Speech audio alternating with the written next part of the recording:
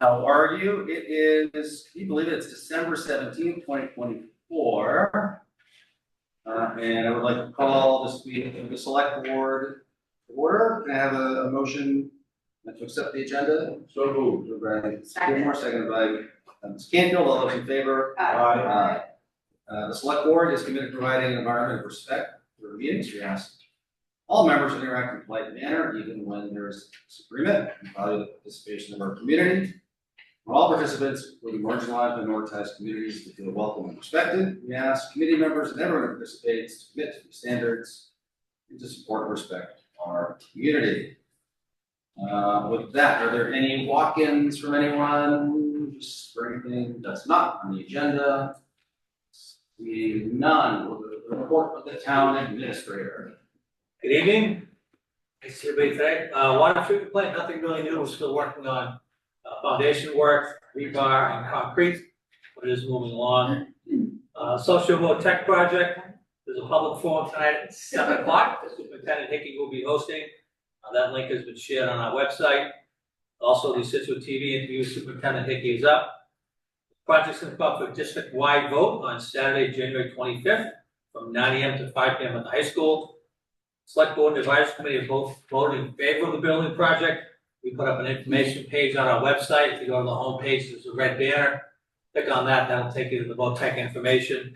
And we did send that out as a blast and put it on our page today, so if you didn't have that. If you have any questions, go to the banner, or you can go to southshoretechproject.com or contact the VOTEC about the project. What people need to know that's coming up. It's the 25th of January.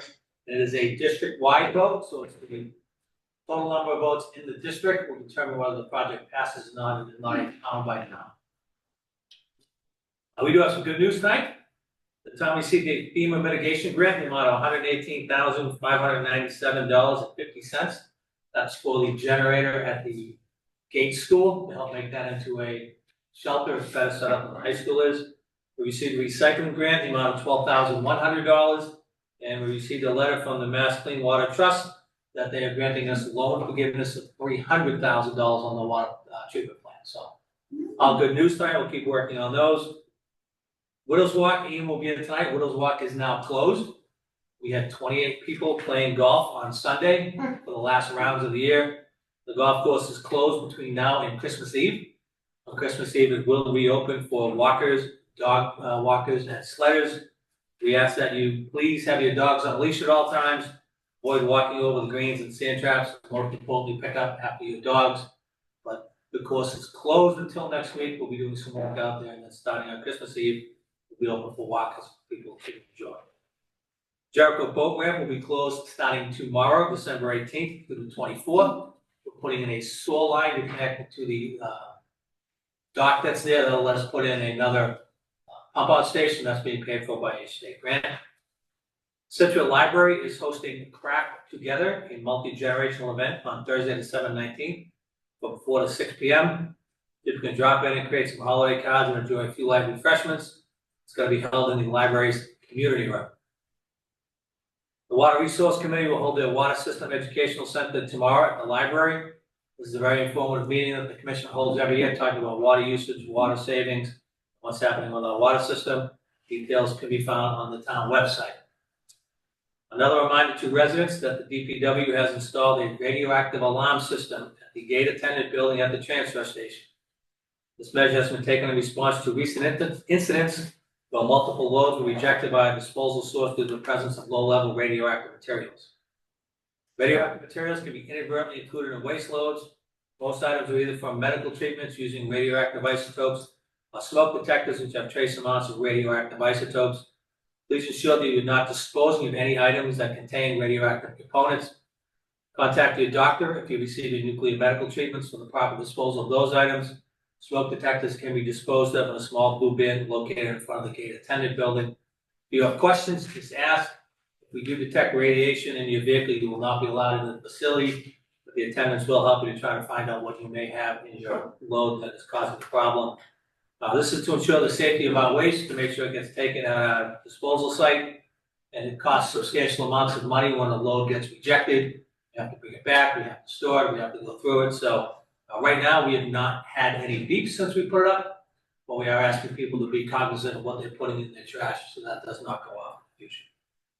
The Board of Health continues to have flu clinics every Friday from 9 to 11 in the Board of Health office. Registration is required. It can be done on the Board of Health webpage on the town website. And finally, for this week, the Scituate Food Pantry.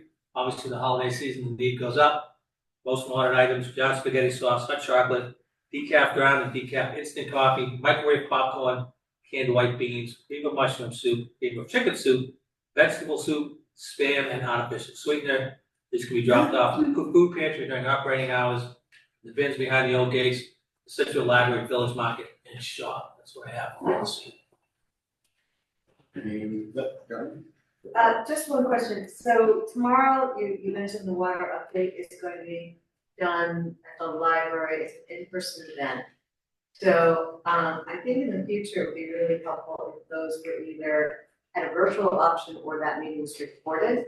Because it is of interest to a great number of people and in this day and age, to require people to come in person only is not, I don't think it's an effective way to get that information out.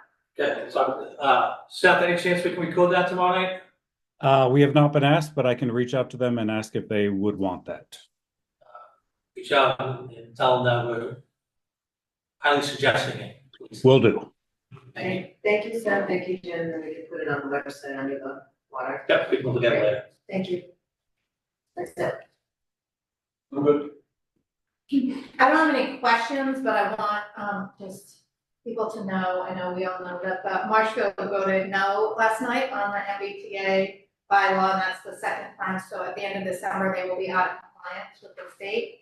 And the reason I'm bringing that up is because we, regarding the South River dredging project, we go in 50-50 with them, so that, we will need to figure out how the state, we will need to talk with the state, make sure that we are not penalized for our neighbors not complying with the state.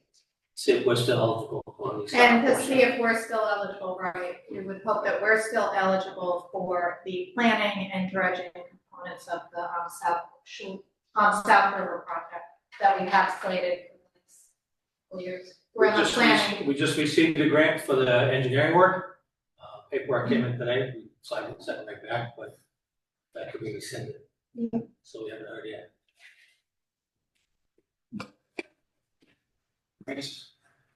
Well, we're gonna take a few things out of order. We're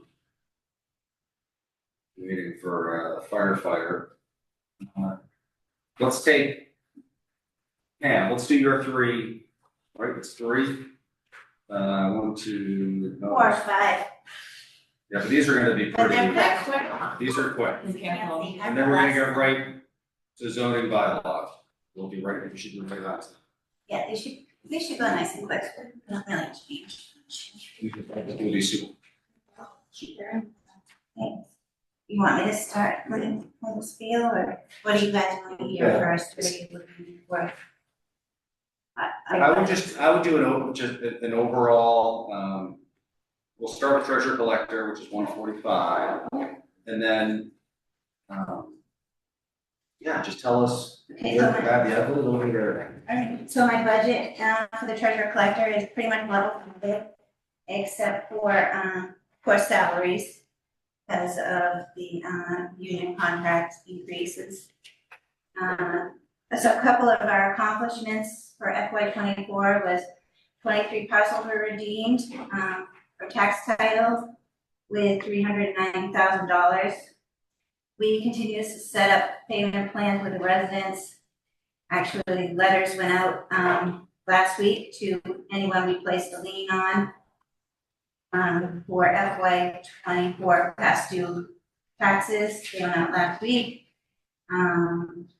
And we continue to work with people with the new tax lien laws, which has kind of put the town in a rough spot. But we continue to work with people to get their taxes paid. The town of Scituate doesn't want to take anyone's home away from them, and that's not what we're in the business of doing anyways. My department works with the fire department, building department, town clerk's office, and board of health. select board, council on aging, and also planning. They check to make sure that no permits are, granted to any people, any residents, or any contractors that are working for residents if they owe any money to the treasurer collector's office, to the town of Scituate. That seems to be, a great thing that we have done the last couple of years. It continues to, be profitable for the town, getting the money. So payment by credit card are now taken at the treasurer collector's office. Unibank, is the bank we work with for credit cards and online payments. Unibank is now accepting, PayPal and Venmo, so that it just happened last week. So we continue to try to keep up with the times and always looking for new payment methods. People pay by Venmo? Now that, Really? now they can. That just started. So, those are what Nice. most of our accomplishments. You know, we are still a 98th percentile collection. We work hard to get the money in here. I have a great staff. I just want you all to know that we're losing Julie Kelly, 22 years of service. As of January 31st, she'll be retiring, well deserved, but a huge loss to the town of Scituate. But we're in the process of getting someone in here. Jim and Nancy have approved me having a person to be able to sit with my department for about 3 weeks-ish before Julie leaves, which is huge, and I want to thank Jim and Nancy for that. But that's about it for the collector. You did have any questions? Question, the budget's pretty. I do not, it's very, Did you, before you go on, again, I just want to say publicly to everyone, how much work your whole department does. How much we all appreciate everything that you do, sincerely, Thank you. because there's so much, we're on those different departments, everything. And it's such a well-run organization, so I do really appreciate it. Thank you. Now we're on to tax foreclosure, if that's okay, 158. So, the impact of the new tax laws have decreased the percentage of penalty and interest, and, it's a material increase in the cost of foreclosing on someone. The out-of-pocket cost to the community is totally changed. So, it's made it harder for the town to foreclose on a piece of land or a property, such as an example, I probably shouldn't do this example, but I'm gonna do it anyways, is the old, what do they call it, postie? Yeah. That's what the town people call it. Unfortunately, the owner passed away a couple of years ago, and it's the property, the building is in pretty bad shape. Unfortunately, they're only behind for 2 years in taxes. Not a lot of money, believe it or not, compared to a lot of other parcels in the town of Scituate. In order to foreclose and do an auction and all this other kind of stuff, I don't know if you've read the new tax foreclosure laws that went into effect as of November 1st, that there's a lot of work for the town to do. I'm really now a real estate agent, to tell you the truth. And it's a lot of posting, it's a lot of research, getting people to sell the property. To be perfectly honest with you, it's not something that I have time to do, and it's not profitable to the town either. So postie is gonna have to be the postie the way it is. Building department has definitely tried to make it so people can't get hurt on there. We put a lock there not too long ago on some of the property, or a gate, right, Jim? We try to keep it safe. Sorry the way it looks, and I know everybody would love to buy it, but best thing I tell everybody now is if they want to buy a property that's been in tax title a long time, find the heirs. It might take some research, find an heir, find the person that used to own the property or somebody that knew the person that owned the property before, try to buy the property from that person. That's the way to do it now. There's just no easy way to do a tax foreclosure, and I do believe Nancy and Jim both agree with me, so, I think that from their support, because, this new law is just crazy. But if anybody has a tax lien on their home, I want them to know that my door is always open, there's always payment plans. Everybody's been there, it happens to the best of us, and we'll work to help you get out. I know I told Andrew this, I personally have met owners of homes from Scituate at banks after work hours, gotten them loans for their homes. So I still will do that. That's that.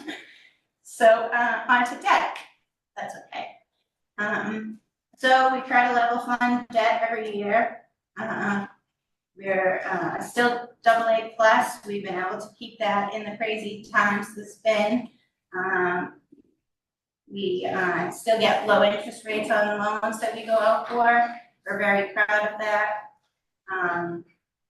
Like Jim said, we got another rebate for Mass Clean Water Trust loan, that's the second rebate we got. We got one $10 million, $50 million loan. And I honestly, with no interest,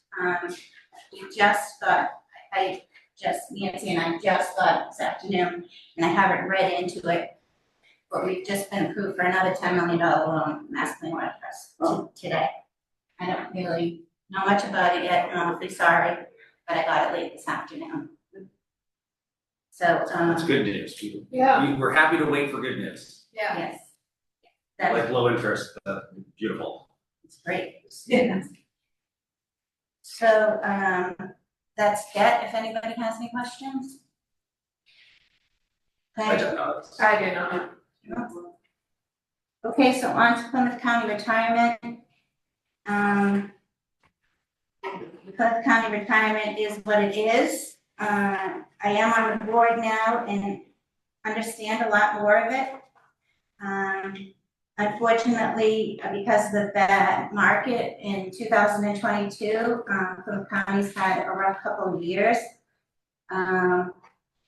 But we're gonna try to stay at the 8%. We're keeping it hopefully not more than 8% over the previous years going forward. But unfortunately, we were hoping to be fully funded with the unfunded liability by 2029, and we had to push it out again to 2031. The smaller towns just can't afford to have that high of an increase and still maintain their town. So we really had to do it for the little towns that are involved in Plymouth County retirement. So for right now, we're hoping to be fully funded in 2031, and I don't see that being a problem. And OPEB, like as we do with the OPEB, we fund it as a percentage of our Plymouth County assessment, but you voted in November to put another $456,000 into OPEB, and that's always appreciated, and I thank the board for realizing how important it is to fund the OPEB now. And for the retirement, we pay early, not semi-annual rates, as you say. We do. So just for folks at home, instead of semi-annual, we'll do it once, so we save about 150,000 taxpayer dollars by doing that. Yep. Great.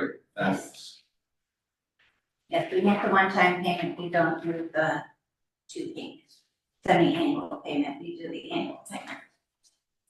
That's due July 1st. All right. Group insurance? So as you know, we have Maya Health Insurance. We've been asked to use a 9% increase that's what Maya has asked the town to do. We won't have the official rate until the end of January, beginning of February. We've had a lot of high claims, in the past. So, and as you know, health insurance is just increasing everywhere.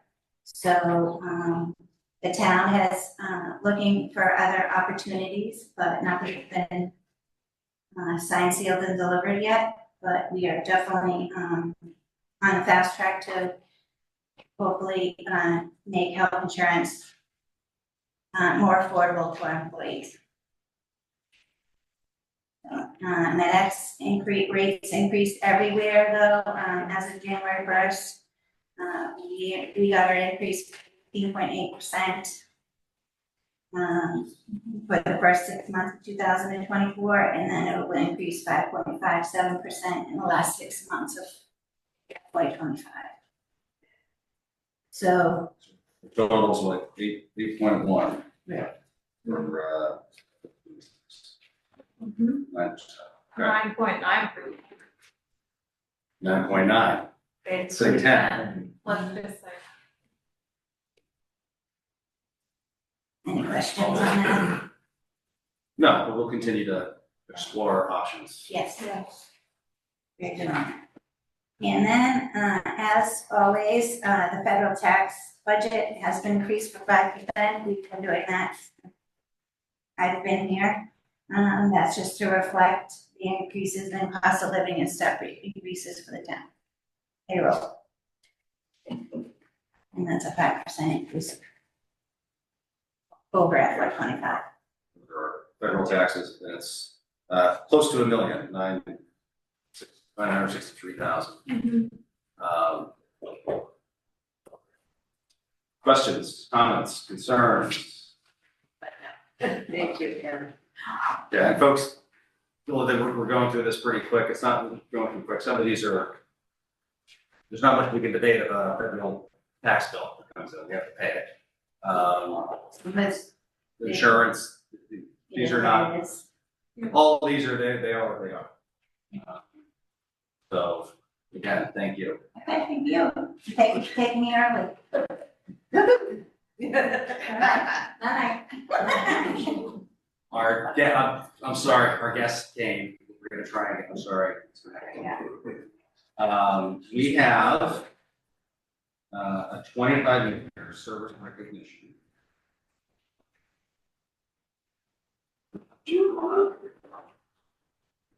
Jason West. Hi. Hey, Chief, how are you? Good. We'll sit, Yeah, sit, tell us about. all right, Joe, I met Joe, back in the late 90s, he was, we first, got to know each other, he was a, tow truck driver for, Paul Young's at the time, and they were one of the duty records for the town, so whenever there was a crash, middle, 1, 2, 3 a.m. I'd run into Joe, and he told us he had taken civil service exam. And we said, hey, what else can I do? And at the time, we were advancing to advance life support, and we wanted to get more people trained. So he was an EMT, and we wanted to get him. Were you an EMT? Did you go straight to? EMP. Yeah, he was an EMT too. So he was an EMT, wanted to go to the advanced level, which so he joined Pete Downs and myself and another person. We all commuted for 6 months to Whitman with other firefighters, and we got him elevated, which made him more favorable on the list and to get him hired. In the meantime, he joined us. He joined the town as a dispatcher for the fire department on December 2nd, 1999. And then was appointed to the fire department on July 17th, 2020. I think he's worked on every shift. We've got some pictures right there.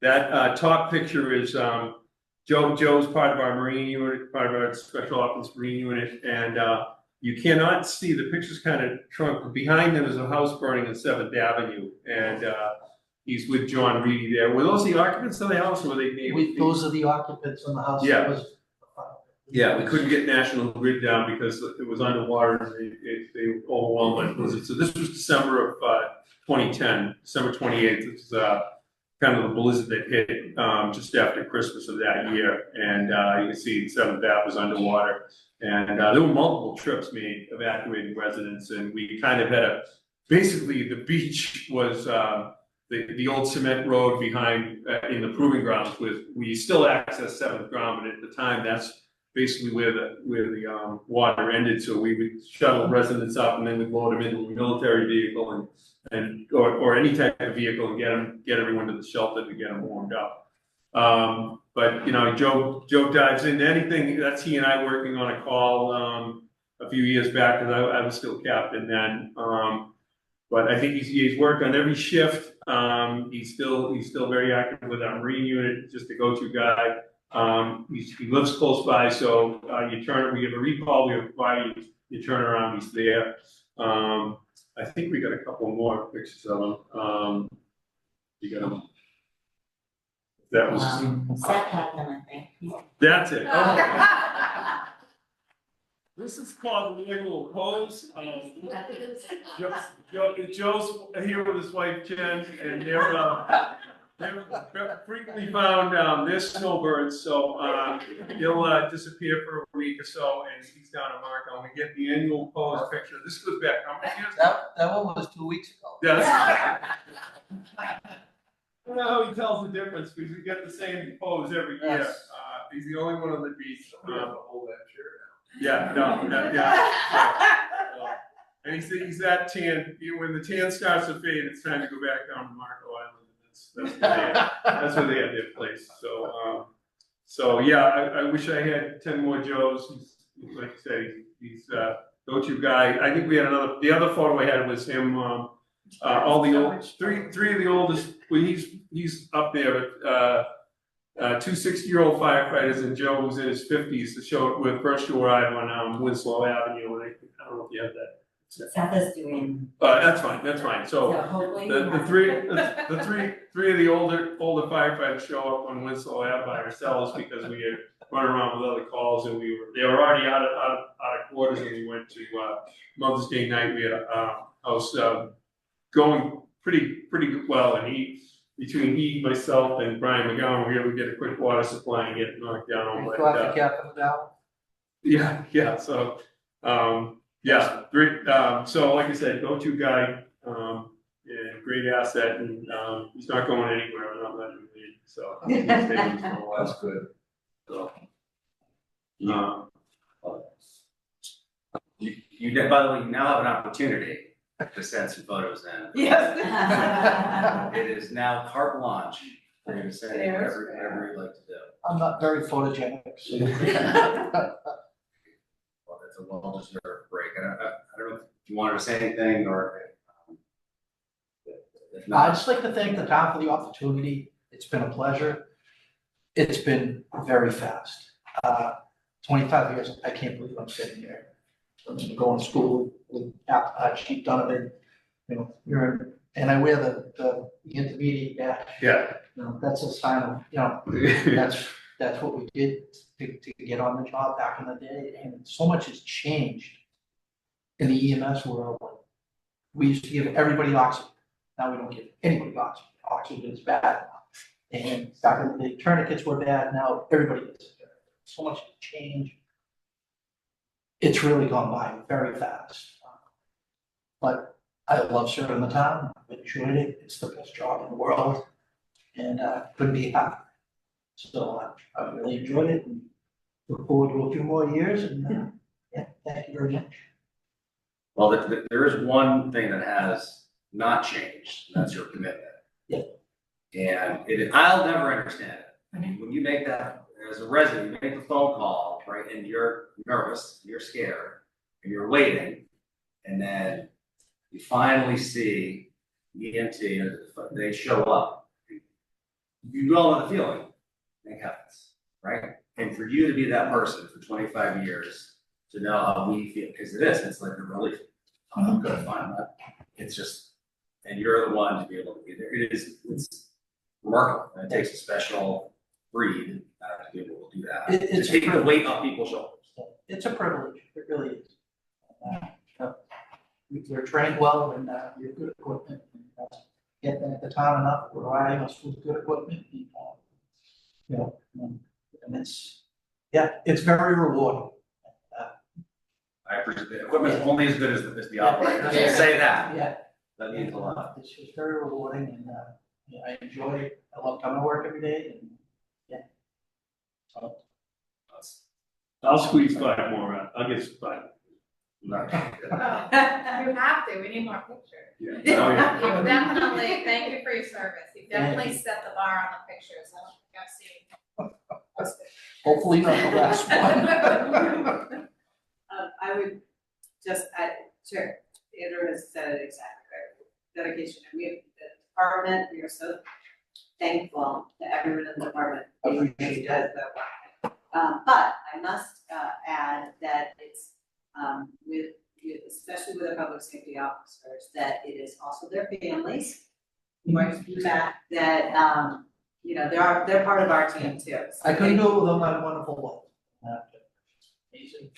She has to listen to me. It's harder on them than it is on us, believe me. It really is. So, exactly. So we appreciate your supporting our guys in 25 years, so yeah, it goes fast. It really does. Well, how much can be said, but congratulations for your 25 years and good luck on the next 5 to keep them going. And your loyalty and dedication to this town is commendable, extraordinarily commendable. I appreciate So it. thank you. Thank you very much. And And we have a little, We do have a bottle. A token of our sincere appreciation for you. Thank you. Thank you very much.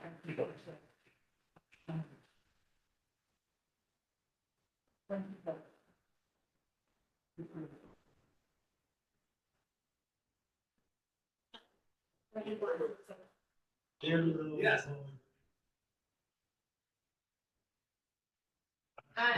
It's not as good a picture. Wanna take your shirt off? The tan's faded. Thank you. Mary Ann Lewis, 18 Lighthouse Road, congratulations, thank you for your service. I just wanted to share quickly a funny anecdote in keeping with the accolades for the department.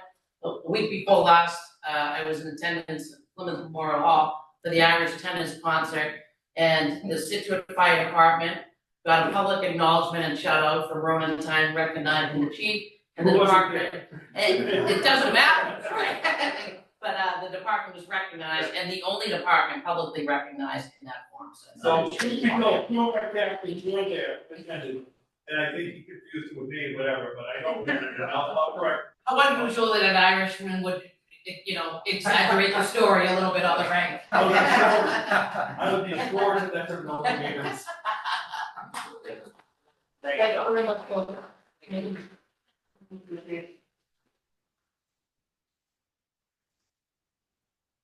Aaron and Lambert, come on up, we're gonna talk. Zoning bylaw, second to find. Okay, but look. we'll be at the beginning. Like way at the beginning. Yep. There it is. Oh, we have this up here. So we can tell you that not only did Marshfield reject the MBTA bylaw, they rejected the ADU. They did. So it's a free-for-all down there, Marshfield, on February 3rd. So the planning board will be proposing zoning bylaw changes to some definitions, accessory dwelling and site plan review to accommodate the Affordable Homes Act signed into law on August 6th, 2024. The goal of the law is to encourage production of accessory dwelling units throughout the Commonwealth to address the housing shortage. The planning board came up with the bylaw based upon the law and guidance from town council. And on December 6, 2024, EOHLC issued draft regulations for protected use dwellings.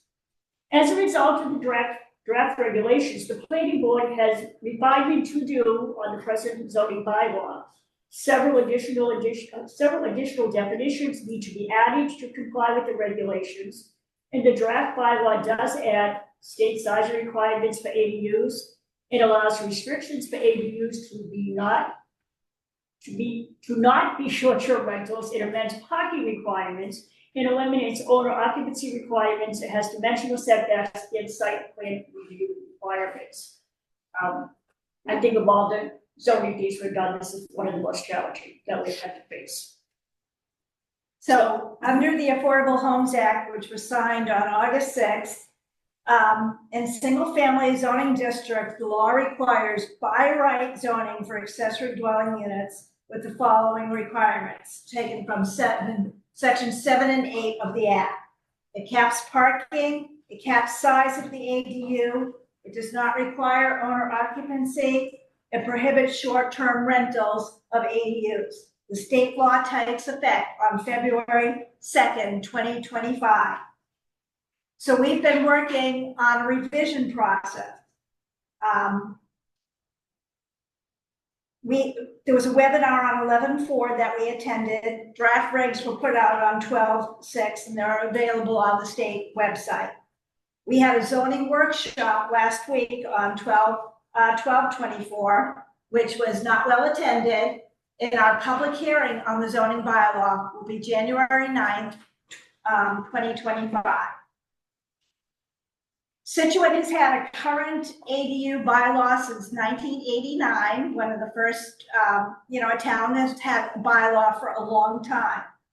We range in size now from 430 square feet to 1520 square feet.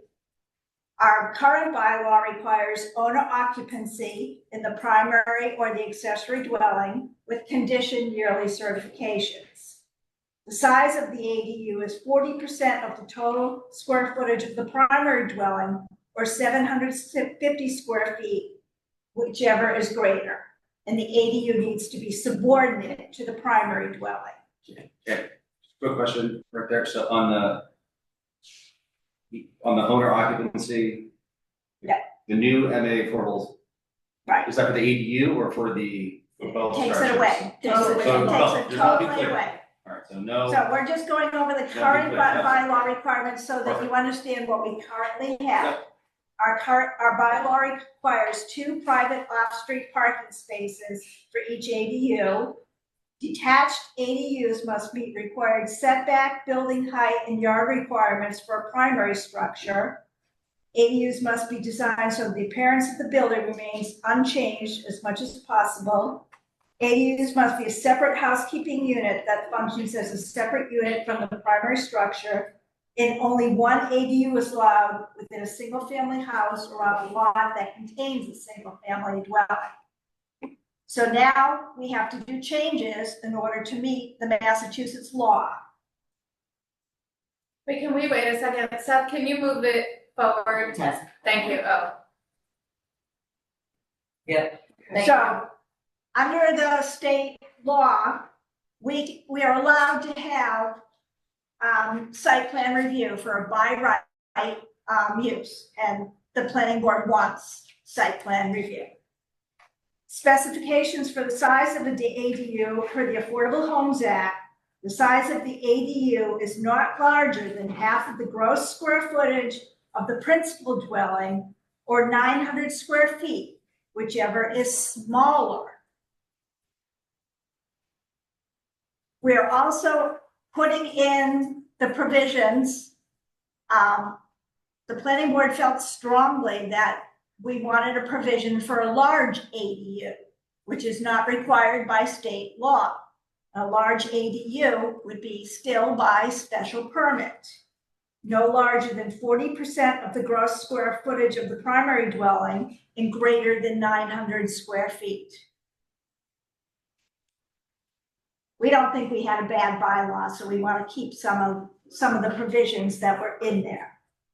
So we have to add new definitions. We're adding a definition. We are regurgitating the state definition of an ADU, attached ADU, detached ADU, cooking kitchen facilities, protected use ADU, primary dwelling. We're dividing short-term rental as saying, see, Mass MGL Chapter 64, Section 1. So we're adding some definitions to make for more clarity. We're restricting short-term rentals. We can't have, we can restrict short-term rentals on the accessory dwelling unit. We're amending the parking requirements. Can you just tell me what is the definition of like short term? Short-term rental under 64G, it tells you what it is. And it's basically, you can't rent it for less than 31 days. Okay. Thank It you. doesn't actually say that under 64G, but 31 days is what town council is advising. Are we allowed to tweak that to longer? No. No. So we're amending the requirements for parking and owner occupancy. We can't require owner occupancy now of either the primary or the accessory dwelling. Parking, you can have one space per ADU and none required within half a mile of a commuter rail station, ferry, or bus station, which is potentially very problematic for the town of Scituate, as they are defining bus station, and Scituate has GATRA, which is an on-demand bus, so, you know, people can request a stop, request a pickup. So they're saying the whole town will qualify as a bus station.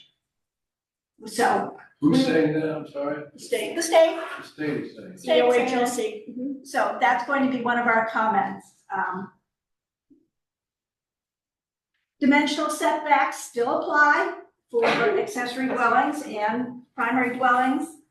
Special permits remain in effect until they're converted. We're giving a procedure for conversion of if you want to take your existing special permit and create it to by right, we have a process for that. Right now, the planning board is holding a public hearing on January 9th, 6:30 p.m. What we posted today, what we're proposing for the language of the bylaw, you know, it's on the website, it's available in the planning board office. We have been working diligently with town council. Now, because the ELHLC regulations are not final, they're in draft format with comments from December 20th to January 10th, it makes it a little bit difficult. But town council has advised us to put what we want in the bylaw right now, and if we have to refine it later, we will refine it later. Based on what comes out in the final regs, et cetera. So that's what we've done. So, I mean, we tried to keep some of the stuff from the existing bylaw in because it's worked for the town, but yet we have to comply with the state law, and it is a law. And so we need ultimately town meeting to pass this bylaw, or else we will have no bylaw on accessory dwellings. What we have is no longer in effect. Is it further redrawn? Right. I mean, so town council has advised us that everything that we get between now and February 2nd, we use the current zoning bylaw, and that's what we are doing. And we're having public hearings still on accessory dwellings for special permits, so, you know, that's the way it is. All right, and so again, for more clarity, focusing on again, we have to pass our own bylaw or else it just converts, it goes back to the state. So hence, it's why we're doing this, to make sure that we have our input. Right. And all of our design bylaws, setbacks, all of that is still in effect? The setbacks are absolutely still in effect. I mean, one of the. And height and all of it? Yeah, I mean, we are allowed under chapter 48, section 3 to control bulk and height, parking, setbacks. And that's what we're doing. We are absolutely doing that. So any type of an accessory dwelling still has to comply with the primary dwelling setbacks. And that's in our bylaw today, that will be in our bylaw going forward. Thank you. Other questions? Comments? I'm just looking at, thank you for providing the backup. Mm-hmm. And I'm just looking at section 3, unreasonable regulation. I just want to remind people about imposing excessive costs on the use of development of a protected use ADU without significant gain in advancing the municipality's legitimate interests. But it sounds like you're doing what you're supposed to be doing, which is keeping as much of the old bylaw as possible Right, and trimming it to right, just clear and easy and defined. we're the defining, vagueness out. yes. We're saying what the new state law is, we're putting that in for our size, but yet we're providing a provision for a large ADU, which would definitely still be by special permits. Right, individual basis. Right, Thank you.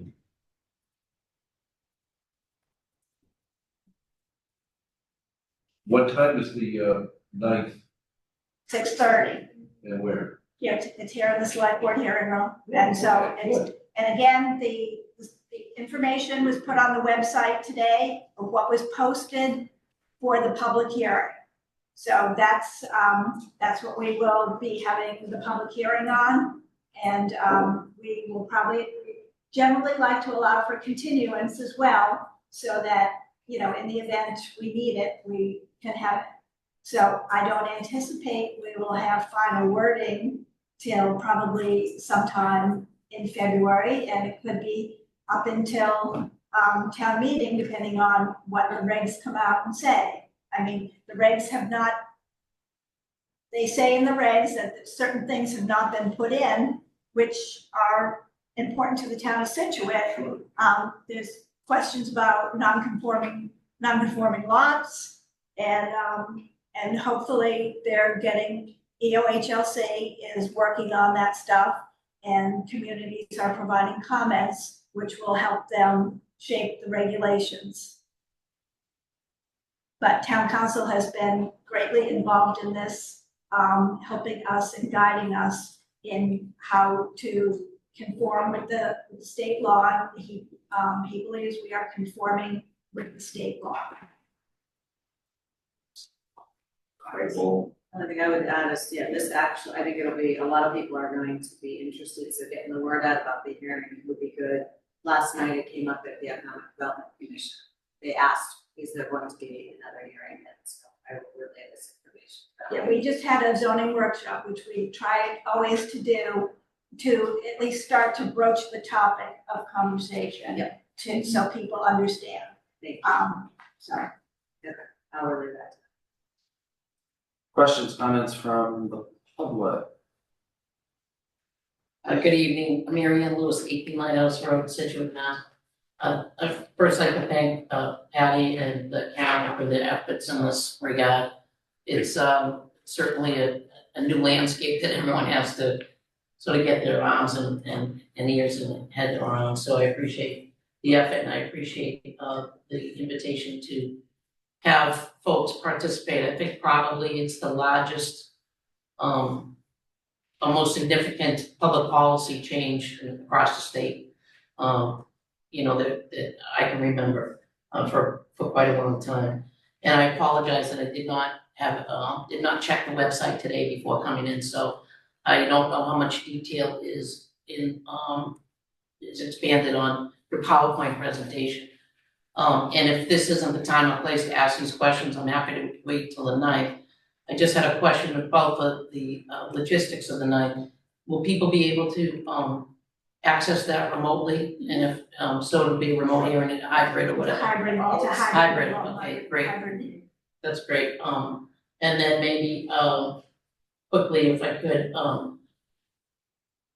were you suggesting that we have the possibility of putting forth 900 square feet or 40%, whichever is larger, or the town council seemed to think that was not a non-starter? No, we are proposing that as a large ADU. It's not an AGU that the state is by right. It's a special permit ADU, and it'll remain a special permit ADU. So something that's bigger than 900 square Yes. feet would be a special permit. I get it, okay. I was a little confused about that, and who is town council? And I apologize for my not knowing that. Harrington and Heath. I'm sorry, Harrington and Heath. Harrington and Heath. Tom. Tom and Byron. Byron is Brian. Brian. And, Yeah. are you contemplating in terms of the conversion, some sort of release or, sort of a release wrapped up in a new, or, I mean, if someone is coming in under the by right, in other words, 900 square feet or less, but yet they have forgive me if the board already knows this, but the planning board up until, this new state law required that a homeowner record at the registry of deeds, the agreement with the planning board. So is there going to be a release, a sort of have you contemplated preparing a release for those existing ADUs to record at the registry of deeds? And if not, maybe we should think about that. We have a process, we're proposing a process where the person has to come in and ask for, relief. And basically, they'll have to get a site plan review to say that their special permit is no longer, they meet the requirements of the new bylaw, and the special permit, may not be in effect anymore. We anticipate a process for that and have a written piece of paper, because this is one of our concerns with the legislation, that it's a special permit, it's recorded at the registry of deeds. Right. How does the state just undo that? There needs to be something for homeowners who might want to sell their property in 5 years and get a by right conversion. So we have some wording in our bylaw, and that's something that town council is looking to, them to, if they clarify anything in the regulations. Right now, they don't. Right, they don't clarify. Right, I didn't see that either. But so we're putting in a provision for that, because we anticipate a number of people are gonna wanna do this, and we anticipate, we gotta have a paper trail somewhere. Does that make sense? Is that? No, that does make sense. I was wondering, because it's a recorded document, so much like you discharge a mortgage, once it's no longer applicable, there has to be some method in order to discharge the obligations of that special permit. So, thank you for considering that. And then in terms of, sorry, this is my last question. No, these are good. We get these out now because, again, who knows? And again, which I've offered to Karen before, I'm happy to serve as any type of resource that anyone might think I am, but the other thing is, in terms of the definitions, again, I didn't have the chance to review what was posted. I don't know if those are posted in more detail beyond the PowerPoint. Okay. Everything's on the website. And but again, those definitions are regarding a special permit, or you're just hoping to include those definitions We put definitions. in the by right? We put definitions in the bylaw that were pertinent to the language in the bylaw. So we're redefining what an ADU is per the state law. We are defining attached ADU, detached ADU, accessory dwelling large, addition, cooking kitchen, alteration, dwelling unit, principal primary dwelling, protected use ADU, short-term rental, and structure. These are the definitions that we thought pertain to accessory dwelling units that are not in our zoning bylaw now. And to bring them into state. To bring them in, well, So some could be special, and some could be under the regular. some of these are ones that we felt we needed. Some of them are directly regurgitated from the state definitions in the regulations and the law. Sorry, I lied. I have one last question. On the short-term rentals, I don't think, we don't have anything that dictates oversight of that currently, do we? Does anyone know? We don't have any regulations to say short-term rentals are allowed or not allowed in the town of Scituate, but in every accessory dwelling going forward now, we have the right to say an accessory dwelling cannot be used as a short-term rental. And the planning board has decided that that absolutely is something they want to do. And That's allowed in section 8 of the law. right, but is that, and what's defined as a short-term rental? 31 days. 31 days. So 31 or less? Yes. There's a It's short not term. allowed. There's a short term, is not in, okay, And that also is consistent with what the state's trying to do. Right. They're trying to improve the housing stock. correct, right, correct. Not B and Bs or whatever, Right. name stuff, so I like that. No, I like it too, from a hypothetical point of view, I would just caution and remind everyone that lives in this town, that tries, we have half dozen or more function halls, so to speak. We have one in Scituate. The nearest hotel, if someone's trying to host wedding guests, et cetera, is probably Rockland. So that does become a challenge, and I would just, encourage everybody to keep that aspect of the, the limits of the town, what we currently have in mind when we entertain that. I think that'll probably the most, I think, for one of the more talked about aspects of all those changes. I think it's some of the definitions and other things are gonna be pretty. Thank you. The state, definition. No, great questions, thank you. So everything was just put on the website this afternoon, so people should be able to find the. Everyone here is gonna read it, I can tell. Yeah. We're all, I can't wait. There will be a test. There will be a test on January 9th I appreciate the time, thank you. and in April, thank you. We have to tell you that, talk about short term, this is 6 months to do a major Yeah. rewrite. No, I thank you for, I mean. Actually, 2 weeks, no, they just put it up. This is a major policy change. I mean, this is more radical if you ask me than MBTA communities, because this has potential for more lasting impacts to all over the city. It's less theoretical. Yeah, MBTA is a lot more theoretical than. So if you have any questions, please email us, we'd be happy to. We're here all the time. We will, Happy to we will, meet I with mean, there's you a lot. or, Probably work. answer any question that you have. Awesome, thank you. Great, thank you. Thank you. Happy holidays. Happy holidays. Actually, it is 7 on the dot for a public hearing. Love it. Do we have National Grid? I think it's, Mohammed. Jose, Mohammed, I think I see you on Yep. Zoom. How are you? Good. How you guys doing? So far, so good. Tell us about this, this poll petition on Driftway in Collier Road. So it's not an addition. It is. We currently do have an existing pole over there. It looks like a new home was built on 2 Collier Road, and the owner is looking to move that pole into the driveway between 9 Driftway and 2 Collier Road.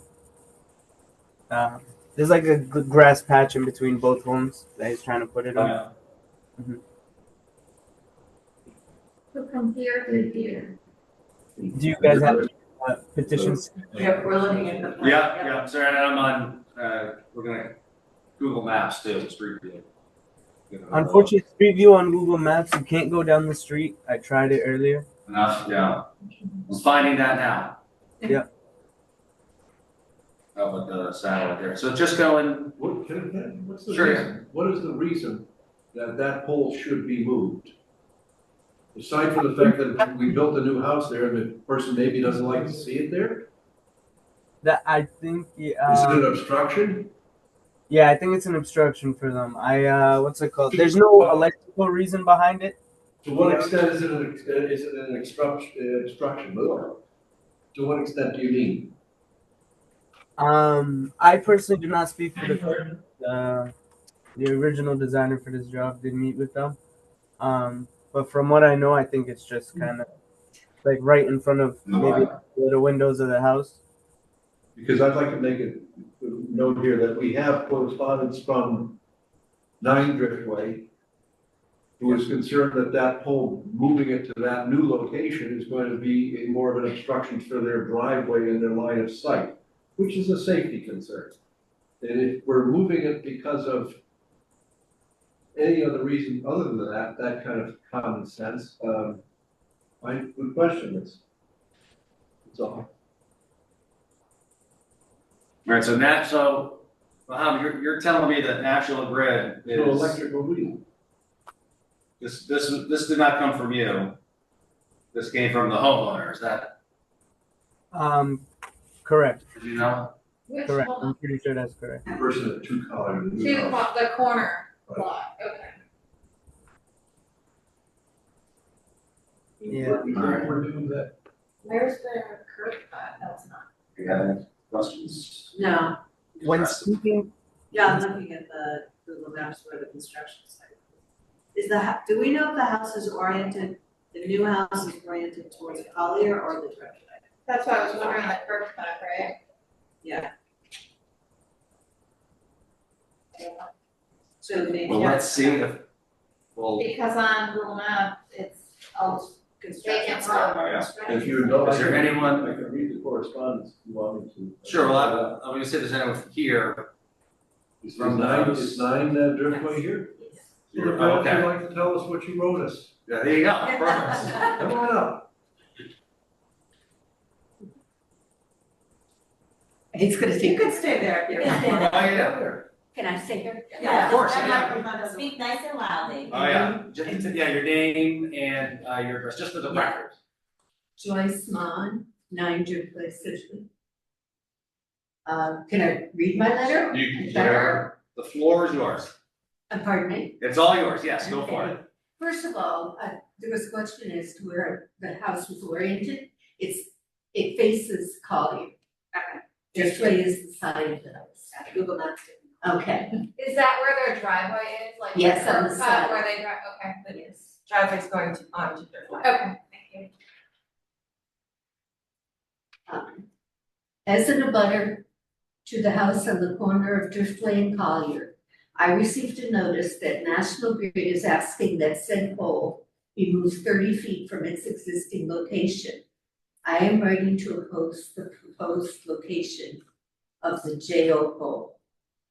The proposed location for the new pole will be immediately adjacent to the driveway of my home at 9 Driftway. And I have concerns that the proposed location of the pole will impede our ability to leave our driveway safely. It is already difficult to pull out of said driveway due to the speed people drive here and the constant traffic, as Driftway is the only access to most of the houses on Third Cliff. Many people choose to drive the wrong way on Collier to use Driftway as an exit from the cliff. Further, there is considerable pedestrian and golf traffic both ways on Driftway, golf cart traffic both ways on Driftway. I am concerned that placing the pole in the proposed location would further impede a clear view of said traffic and increase the hazard.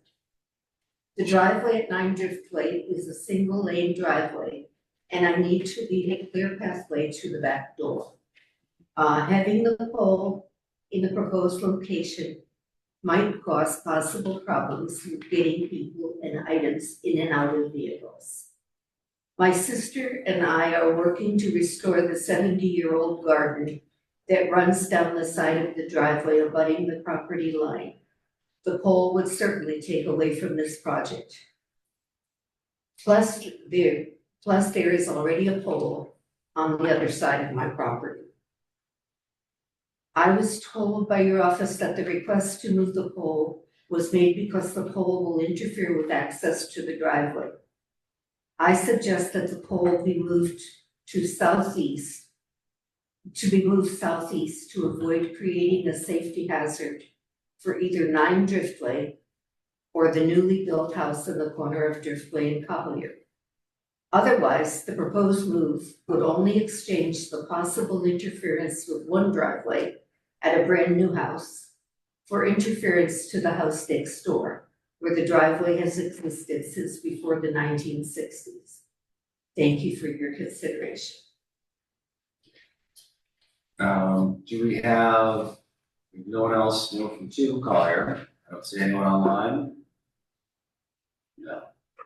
So you're proposing, can I just ask for clarification? Sure. Mr. Chair, so you're proposing to move, if it's gonna be moved at all, to move that post farther toward Collier Road, Yes, away from where it is now, which was where the new driveway is, so that makes sense, and then away from your driveway, which would be congested as well. Right. So you just wanna move it that way. And I also need to mention that, right now, the driveway going into the garage, if it's going directly into the garage, between the pole and the driveway are 3 mailboxes. Okay. So it's really not necessarily impeding the driveway. Trying to get more satellite imagery, sorry. Yeah. That's how it feels, right? Everyone drive it. Mohammed, question for you. Yes. So how much leeway, like, do you have moving it along that property line? I don't know how the exact distance it has to be So between the two poles, but. moving it southeast, if this ends up going to a continuous, I can speak to the designer, speak to the customer. The only issue may be the distance from pole 2 to pole 1 would grow greater, and we have a limit for that. I don't know the exact distance they are right now, and I don't know how far we have to move it. But that may be the reason why they did not move it southeast. I don't see why we would have to move it at all. Now, looking at that picture that he just showed me, I don't think there's a reason to move it. So, yeah. So we're saying, Mohammed, correct me if I'm wrong. Yes. There's no service provision reason or safety to move the pole permanently. It was, I know of. I don't know if the address on 2 Collier Road maybe widen their driveway and is closer to the pole since they redid the area. But as of right now, I not that I know of. okay. And so to the board, the plan, the construction in this building was predated this conversation by far. Like, you know, that pole was there when they designed this house. So I agree with Mr. Gilmore that unless there's a compelling safety reason to move this pole, I don't see any reason why we should grant this. It's hard to see, really show where the driveway is, the pole would be on the edge of the driveway. The new house, no, the existing pole. Who's on the edge of the new property establishment? Garage. Right, but that's my point, that was there when they designed the house, that's not the abutment problem, No, and it was not the, Trying to maintain neighborliness. This is a neighborly thing, and if you move that pole for no reason, other than a new construction, which as you say, there was a plan, plenty of time, I just don't see it. Why should this neighbor become locked in with 2 poles and you might as well put 2 big stone lions down there, for God's sake. I agree. I don't see any reason. Unless they can tell us the reason why they do it. I don't know if this would kind of go hand in hand in the sense that if it is on the edge of the driveway, wouldn't it also pose that same safety concern? I'm not saying we should move it southwest or anything like that, but they might be, worried about that same safety concern of maybe leaving their driveway and there's people going up and down Driftway. Maybe that's why they proposed this location. Well, I mean, I think they should put that in their application if that's the. Yes, exactly. I just don't think we need to make assumptions on. and in my view, it's existing conditions that they could have addressed during construction. Exactly. Did you get this notice from National Grid or from the neighbor? The notice for me, the notice from me, our office, from me, from the select board. Yeah. Curious. The neighbor reached out, say hello and here's what I'm thinking. I'm sorry, I was wondering if the neighbor talked the builder, Yeah, no, he has talked to me about it. but not now. I would like to make a motion. The select board deny the application for the relocation of the pole as submitted by National Grid. we have to do it or just not do the motion? Second. You should take some action so that you Oh. can close the You have public to, hearing. so Second. That's why I asked it. Moved, Ms. Canfield, seconded by Mr. Gilmore, and this is to not approve. Correct. All those in favor to not approve? Aye. Aye, it's unanimous. Thank you for doing that. Great, thank you. All set. Have a good night. Thank you. Thank you, Mom. Thank you. Oh, sorry. All right, Mordecai Lincoln. Come on up, James. Was here. I saw him. Where's he on left? No, he's right here. I didn't, I. And then you've got the and then committee, you've got a bunch of committee members here. Really hiding behind the. Private member. Still. All right. Yes, well, So, yeah, well, let's get it's all up. All right, so tell us about the caretaker, and we don't need to go through all the surplus items. Individually, obviously. I know you've done a lot of work to do that, but let's. Does the lawnmower start? you should flip through it to show all Oh, yeah, I mean, this is, We're not going one by one. gross moldy. the. They know we're not going one by one. Right, but you have caretakers first. Yeah, so let's do caretaker. Okay, so Jim DeShawn, 20 Mordecai Lincoln Road, and Chair of the Mordecai Lincoln Committee. Excuse me. So if you go to the next slide, the board may recall that we had a proposal as to how to disposition the material that's in the various buildings in the property, and we came up with 3 categories. The select board approved this. Things that we see keeping for the staging, historic staging of the property at a future time, things that are clearly trash. And then the surplus category, which is things that we don't see consistent with the long-range mission of the property, but yet they may have some value to somebody.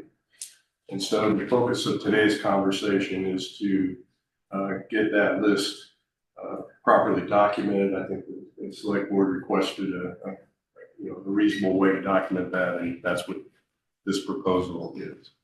So the proposed list of surplus items, it's unfortunate that you don't really want to go through this line by line, but we did want to have. I trust your judgments on what is.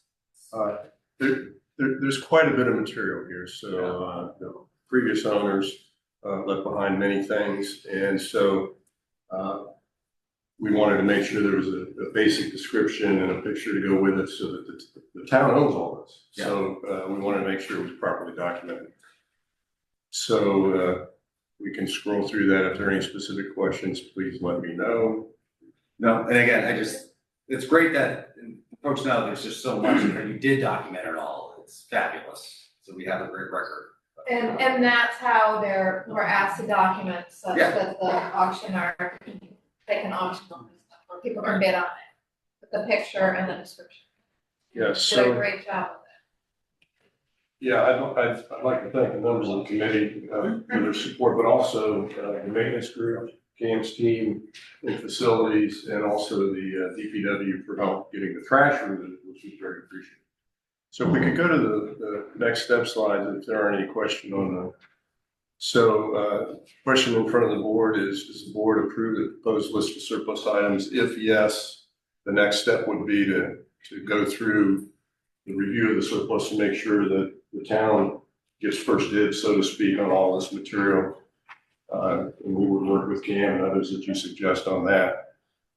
And then after that step, we would work with Michelle Segazy, who it's our understanding has some experience working on auctions for the town. And we build on that expertise and go through an auction, try to see what we could sell, and then we'll see what we're left to deal with and likely result in donations. So I think there was a formal motion submitted. If you'd like to see that, if there are any questions, I'm happy to take those on. Question? I have no questions. I've reviewed it. It looks like a very organized approach for a lot of material. Yes. it. I'm great, the committee did an amazing job with the Yeah. house. Appreciate all of their efforts. I'd like to ask how many hours, but I don't think I really should. And I was gonna make a joke about the encyclopedia Britannica, but thank you. It's a classic, yes. I would buy it a Sunday, the front door was open, I panicked. So I talked to Jim, I said, you just need to let me know when people are going to be there. For the past, 3 weeks, we're gonna be there today, we're gonna be there today, someone's gonna be there today, someone's gonna be there today. It was a lot of work.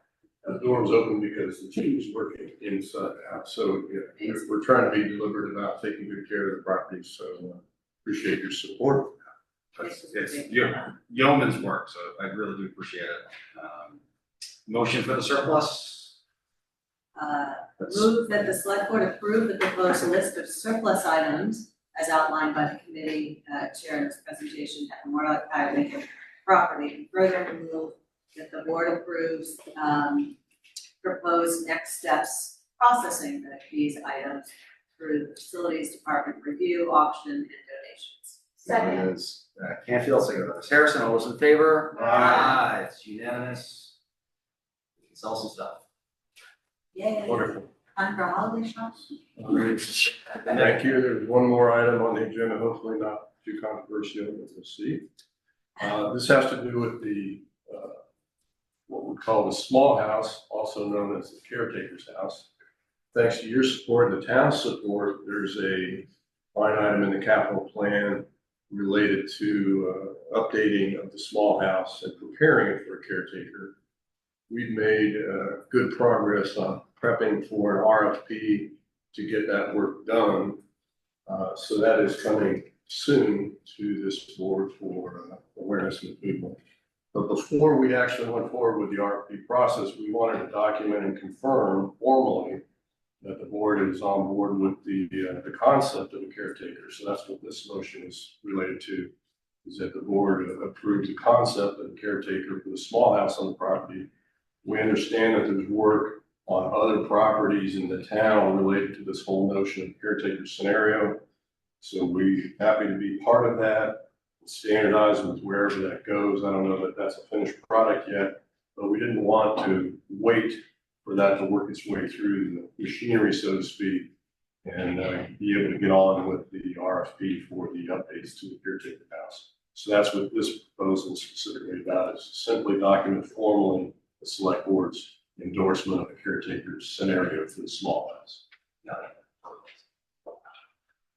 Well, I think that, if I understand you correctly, this is almost like a two-step scenario. If we agree with this, we'll proceed with the creating the RFP to fit that house so that it is livable. Exactly. And then the next step, or step kind of going along the same line, will be the definition, working with the town to define what is a caretaker's role, what's the responsibility of living in that domicile, what is that individual expected to do for the property as quote unquote a caretaker, as well as enjoy his or her residence there. Is that what I understand? That's exactly right. We think there's just a lot of benefits and positives to have a caretaker presence on site, but we understand that that's a legal arrangement between the town as a landlord, so to speak, and that person. So we want to be consistent with whatever methodology is coming forward, but we'd like to go ahead and do in parallel. No, no. You're going with this. I like the idea. You got one. I agree too. You got two. Going one. So two questions. One is, have there has been any proposal contemplated by either the committee or the board for a different use for that property? The committee has explored different uses, but because it's not, it's old, but it's not truly a historic part of the property by our judgment and assessment is another line item in the budget that we're doing a historic assessment of the property, but we don't see that it's a centerpiece for the historic future of the site. So we'd like to be able to update it and make it livable, as was mentioned, but it's not really the cornerstone of the site future. And the funding for the RFP was approved at special? At special. So the town has already approved upgrading that house for occupation. So the committee has the blessing of the town people who get to pay for this. Yeah, and I don't know if this was an unnecessary step to formalize this, but even though the money and the funds were proposed, we simply wanted to be sure that the concept was well aware and transparent here, and that that was documented, and then we could go forward and access these funds. Look, that's why I asked those 2 questions, is because it's a little belts and suspenders. So I wanna make sure that anybody that, you know, if they follow this conversation, they're gonna have the context that we're already going down that path. There are complications in the logistics of getting from A to B. This is A, you know, getting the house ready for occupation. Town administrator pointed out that none of the houses that we have lease agreements with are directly with the town presently. They're off with the historic society, but that's something downstream that we would have to contemplate. But I want the board to be aware that, you know, we can affirm the concept, what you're looking for, but we need to retain our flexibility in determining what that lease and as Mr. Gilmore pointed out, What's a just caretaker determine what we scenario? want them to do. But I'm fully in favor of that house being occupied by somebody that has got their eyes and ears on the property. So that's 3. You got 3. Questions, comments from the public?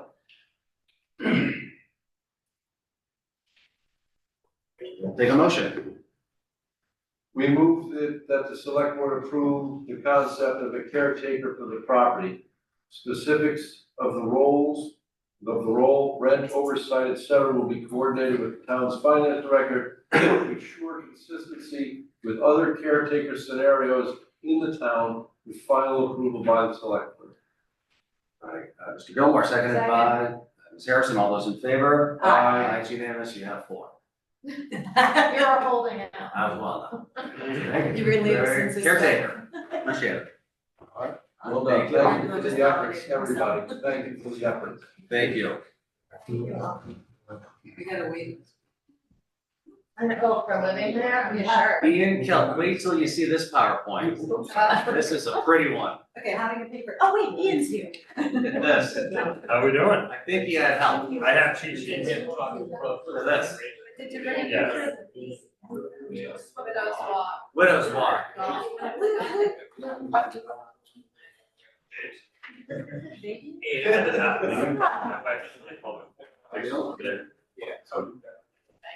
Oh, cheat sheets is the.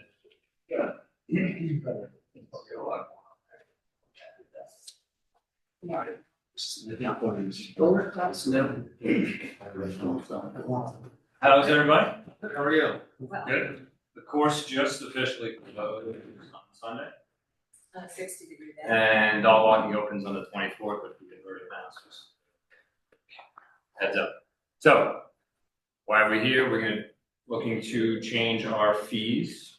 They have not been changed since 2017. And every golf course within 50, 60 miles has changed since 2020. They kind of allowed people to manage up and gab. We did not. What has improved with us in the last 8 years? Clubhouse, parking lot, court conditions. That's one reason. The other reason, we don't want to price ourselves too low where we currently are right now. Our closest competition is South Shore Country Club in Hingham and Pembroke. And Pembroke, as you see in the chart, is $89 riding 18 holes on a weekend. We have 69 currently, and the proposal would be 82. And South Shore Country Club is currently 97 to ride 18. And we are hand in hand with them, conditions wise. We are a little bit more difficult to keep them on play, but besides that, you might spend $10 more on golf balls. 20 for gym, but at least President's is $80 with a cart on the weekend. We are, in my opinion, maybe half step above them. And so they're already $11 more than us. This is basically a way to just get us where we properly should be priced. Probably should have done this 2-3 years ago. I waited till we got the right superintendent, so the course conditions were consistent and improved year to year. And you can look on there, there's, the membership fee, everything is just going up proportionally. Players pass, the membership fees. Been telling members this all year, this is going to be happening. Everybody We've had a lot of people this year come to the golf course, say we are $69 on a weekend. They go, okay, did you add the card? That's too cheap. People don't believe that it's that cheap, mainly because they come down from Boston. And Grand Lakes is $165, President's is $80. You know, Braintree's, you know, up in that range, it's what, $89. This is 90. Portsmouth is 90. Waverly, which is a half step above us, is 135, just to give you, you know, they're not double, but, yeah, we're just waiting. Everybody's over 89 is standard around us for a public golf course, and we're 69 right now. This would put us at 82. And would put us, currently right now, Green Harbor is $9 more expensive to walk 9 holes on a weekend than we do. And that's Green Harbor, so they don't even offer carts. It's good beginner course, but not on the same level. Why do we want to do it? Irrigation system. It was quoted and approved 2019-ish, 18, for 2.2 million from the town already. That is going to be well above that now when we re-quote it, hopefully later this winter. So we're expecting somewhere around 3.2. This is going to help basically pay for that down the road. And this is not something I want to be doing every year. Ideally, I like to look at it every 5 years or so and maybe take a peek, but this is not, with pricing, this is very minimal increases. So, any questions?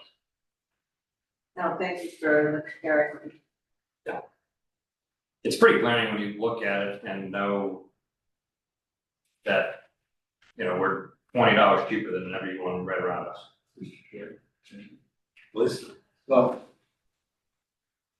maybe my mistake is I'm in sales. Yes. So forgive me and let me indulge you. I still think you should raise it a little bit higher. I know, I've been told that too. Because I think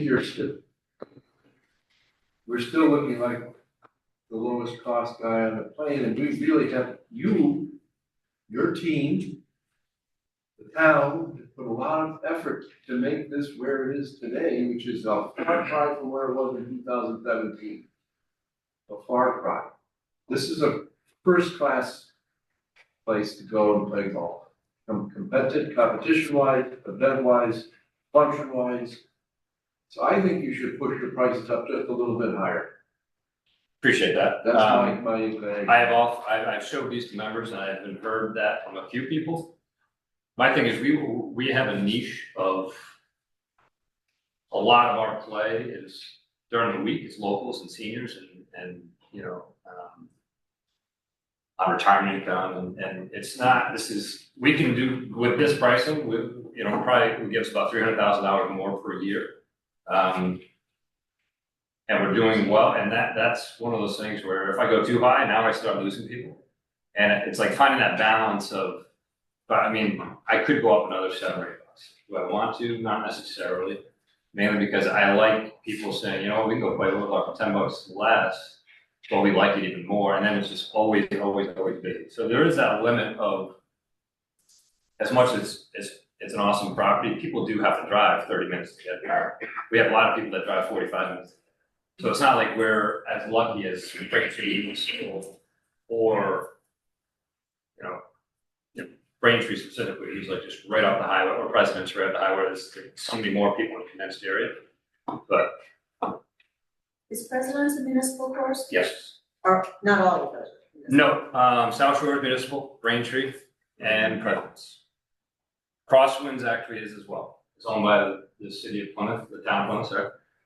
They're managed by a separate company entirely. You know, we had IBM here for maintenance. Well, they have a company that manages the entire course, but the town owns Crosswinds, and Waverly is privately owned and potentially going private next year.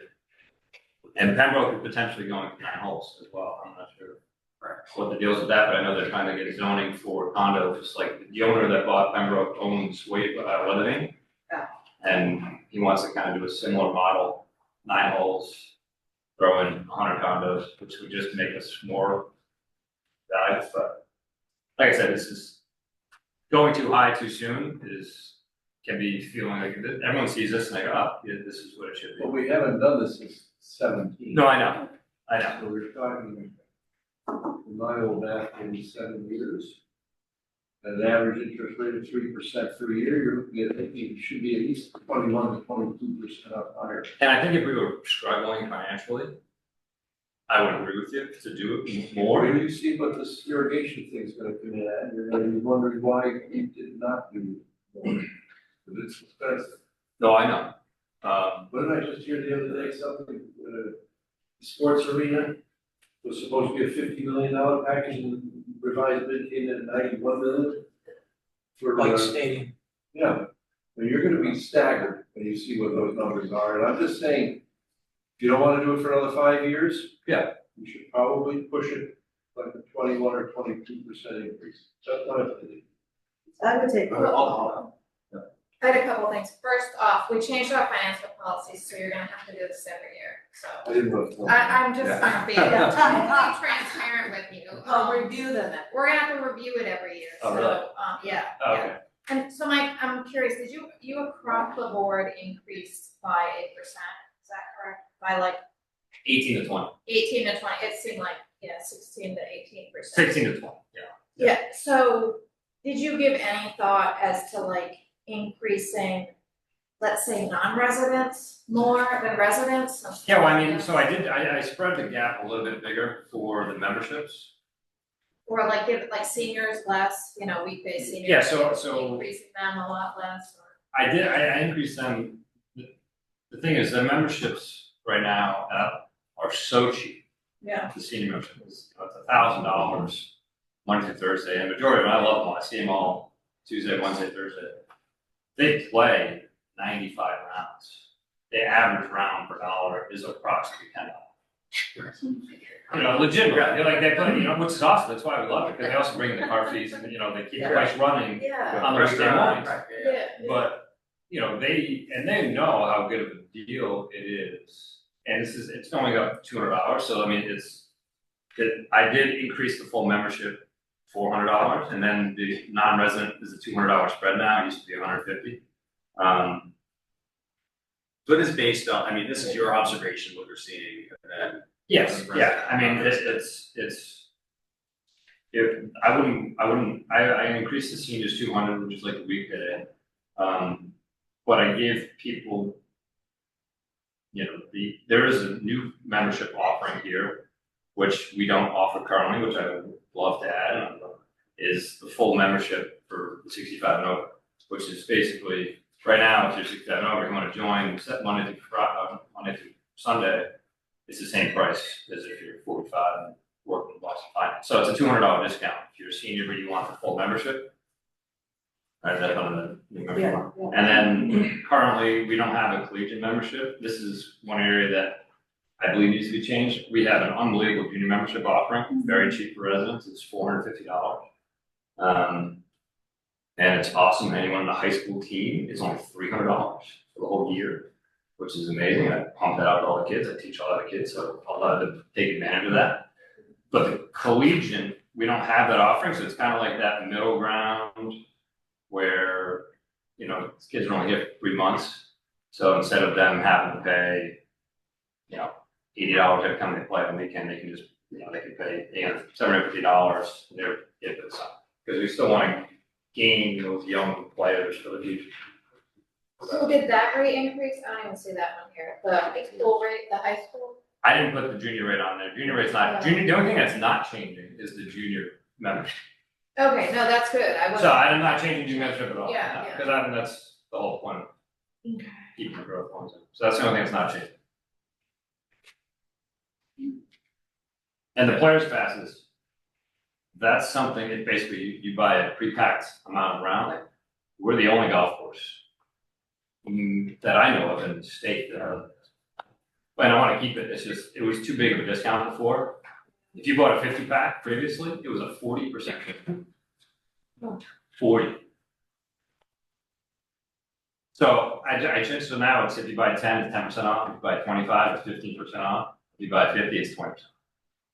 It's still, it gives you the option of if you don't want to join, if you don't think you can play enough to join, you can, yeah, like you. Yeah. We'll get to that. You're on that one. No, Andrew's.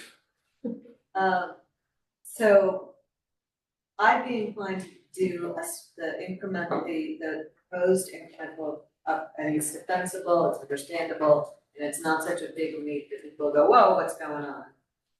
We do have to review annually now under financial policies, and then, you know, if So maybe in it 3 years. turns out irrigation is, you know, we're totally underestimating what the cost is gonna be, we were gonna put there, but it's again defensible. Yeah. That increase. Yeah. But I'd rather do it instead of going, you know, like this, I'd rather do it more in a steady, I think it's easier for the, right?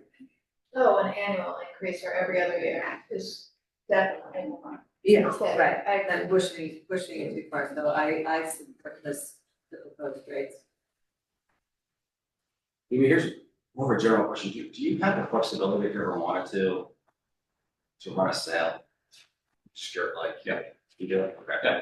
In the season. Oh, yeah, yeah, just, I just wanna make sure you have the lever. I don't wanna micromanage other people, of course, you know how to do it. I don't, right? That's what you do. So I don't want, I mean, we've been successful, I trust you. But no, I just wanna make sure you have all the flexibility that you have to be successful. Yes. That's, yes. do have one other. Sure, yeah. You keep data on this, so we approve these, and then when you come back next year, you can tell me how many of each memberships. Of course. Okay, because that's what I would be interested in. I can compare If it- year to if year, it, if like we moved gain the or needle lost, on yeah. anything, yeah. It's one of those things where we might lose 10 weekday members, but the grease fee revenue goes up. Right. Because they don't join, so, you know, so it's like, you kind of, sometimes, like the players passes, when my first year, we had a lot of players passes sold, because when COVID hit, they forced us to have everyone either be a member or use some sort of pass. So we sold a ridiculous amount of those, but then the next year they went down because people joined us, looked differently, but it was really the same revenue. Right. Thank you, no, I agree. But we'll revisit with additional data next Yeah, Jeremy, yeah. That's fair enough. Yeah, Fair enough. year. I agree with I like you. you, It's too yeah, close, but- Questions or comments from audience? Seeing none, take a motion. A motion to, move that the select board vote to increase the golf rates as indicated on the proposed rate sheet effective January 1, 2025. Mr. Gilmore, seconded by Ms. Campbell, all those in favor? Aye. It is unanimous, and don't go anywhere. Yep. What a great gift for someone, saying the holidays come would be a membership. Is there a phone number anyone could call, or anything, or just go to the website? Yes, I will keep the shop open Thursday, Friday this week, all Okay. before. Pro shop too, or no? Pro shop. Pro shop. Yeah, pro shop, we'll be open before Thursday, Friday, I'll be in there Saturday, Sunday, from 10 to 2.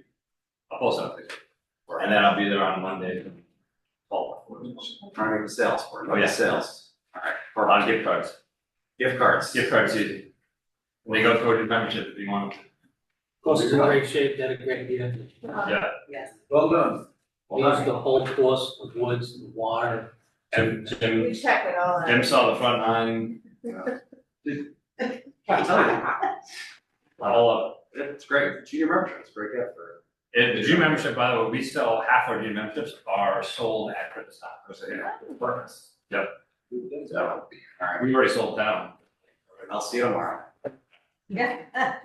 All right, we Thank you. have, who do we have? We have Gordon Price, the Beach Commission. Mr. Price. Doctor, I'm sorry, That's okay. I, Left that behind for you. Good evening. Thank you for giving me the opportunity to bring you up to date on what the latest information is that I have. I'm hoping that the town is gonna be willing to move ahead before too long so that we can at least get one facility up and running. You know, I have visited all the sites, the beach sites, and we talked about it a little bit when I was here a month or so ago. I think the one realistic one that we have to kind of get us going is gonna be Egypt. It has all the amenities that we need, water, sewer, and electric. Whereas all the others don't, as in some of the others have flooding issues, which we can talk about here in a minute. So I'm hoping that, you know, we'll be able to move forward with getting a facility at Egypt, on a full-time basis for the summer. So it's coming down to, there are not a lot of companies out there who do this. There are a lot of Bausch House and blue, house Bausch things, but, I think we're beyond that. I think we need to do something better for our citizens. So it comes down to, do we rent, or do we purchase? And I think I provided you with some information on two purchase options, and one rental. And we did talk about the rental one, at the previous meeting. So the rental one, and I have researched a couple of others, and there are not many, but the other one or two that I did research, they're all around the same money. They're all between $7,000 and $8,000 a month. My thinking is that it's an awful lot of money, just paid out on a rental basis. Maybe for at least this year, that might be feasible, but I think we need to be looking at some permanent solutions down the road, hopefully in 2026. The New England restrooms is the one that, seems to have the best program and the most reasonable, if you want to call it, $8,000 a month reasonable fees. They also have availability, which I spoke with them a couple of days ago. Probably by the end of January, they will not have much availability left for the summer months. So, a decision will need to be made if we're going to go that direction, relatively soon. The other one was this one here that I think you probably had information on both currently and last month, which is a purchase. And this is a unit that's on a trailer, can be moved if we had to move it for storm purposes. The 2-unit trailer with one ADA compliant, one non-ADA is around $57,000. But that does involve some cost on our part in terms of daily maintenance, pumping, and just kind of overall keeping it a usable, friendly facility. I did receive some information from Jim's office. I think it may have come from Nancy. I'm not sure. I think I heard Nancy might have mentioned this. A company called Smart Public Restrooms. They are really amazing. I spent an hour on the phones from 2 days ago, and their units are as high tech as you can imagine high tech. When the facility is used, within 10 seconds of the individual leaving the facility, it is not only flushed, but is disinfected. And every 10 uses, it goes through a more thorough disinfection, both on the toilet facility and on the floor. Everything is computerized.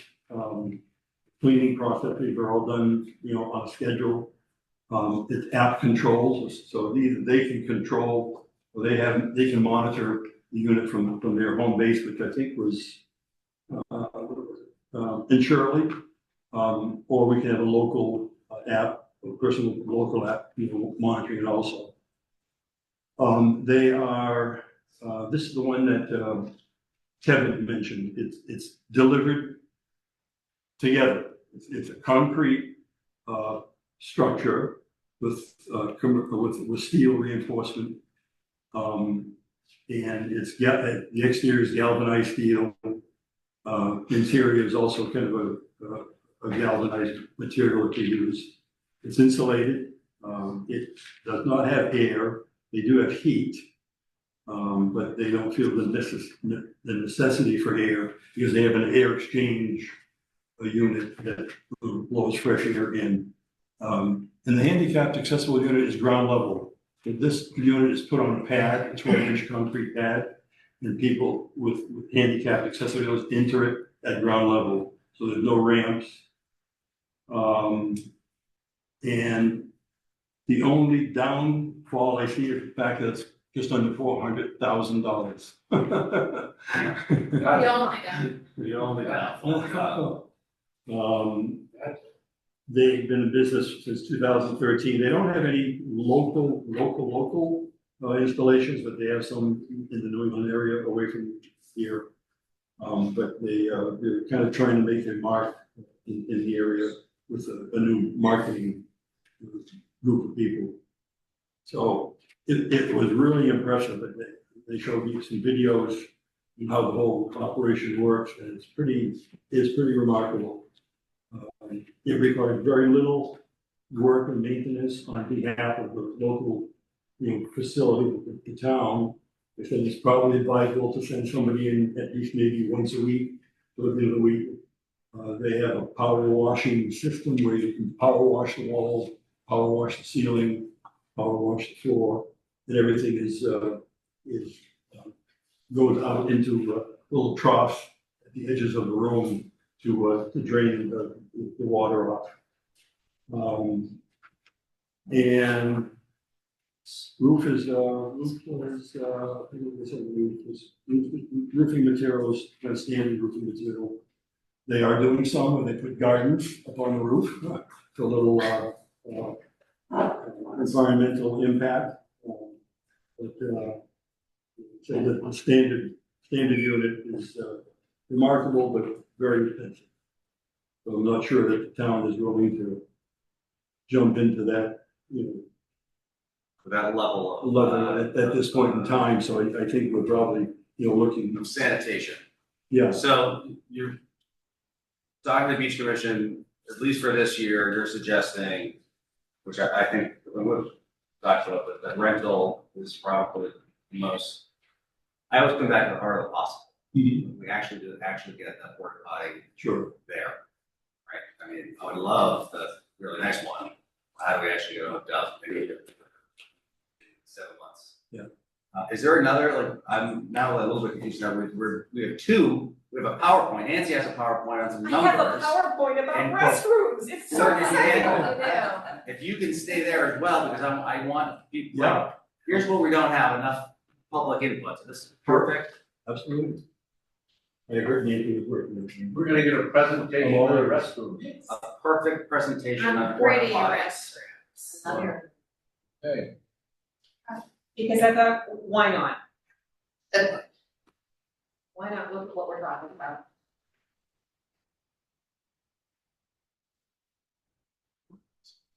Let's go into cost implication because Dr. Price was speaking. So the picture you have on your screen, one so I can live up to having a good template every time we come before you, is the Egypt Beach parking lot from above. In the corner of that picture was the sewer pump station. This is where the pilot trailer was parked in September for 2 weeks. And you can see that because it's adjacent to the sewer pump station, it had access to electricity. This particular model had a water tank, so the company that serviced it, which was the Throne chain, actually filled it up and emptied it. The Throne King does not have an ADA accessible unit, but happily for us, the Throne Depot has just opened a new site in Raynham, and because I am on that special list, they sent me a welcome to the area for them. And they are highly motivated to work with customers, so I asked them for a quote on a ADA unit, so they have, this is what it would look like. This is the size and a few pictures of what the interior looks like if you've not been in one of these trailer restrooms before.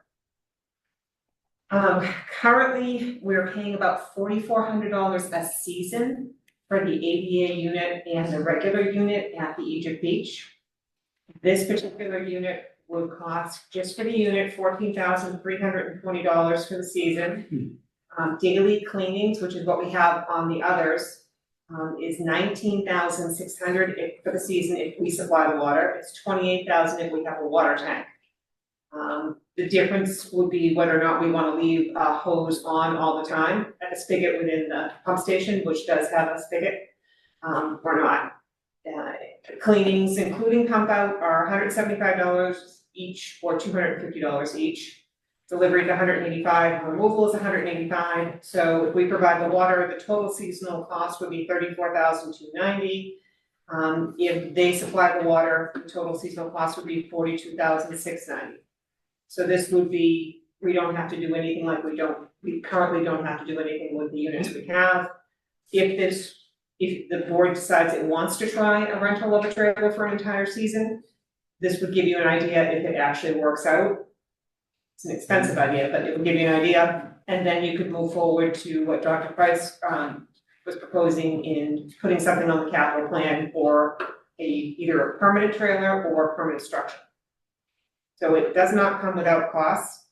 So looking at what's in the beach sticker revolving fund, it looks very healthy. It has a balance as of about a week ago, about 636,000. But in red, you see the Minot Beach parking lot is still the unknown. If you assume, at the time, we thought it would be 300,000, if you assume 450, the way everything's going, that still leaves you with over $200,000 in the fund. So it's possible you could float this for 1 year, try it out.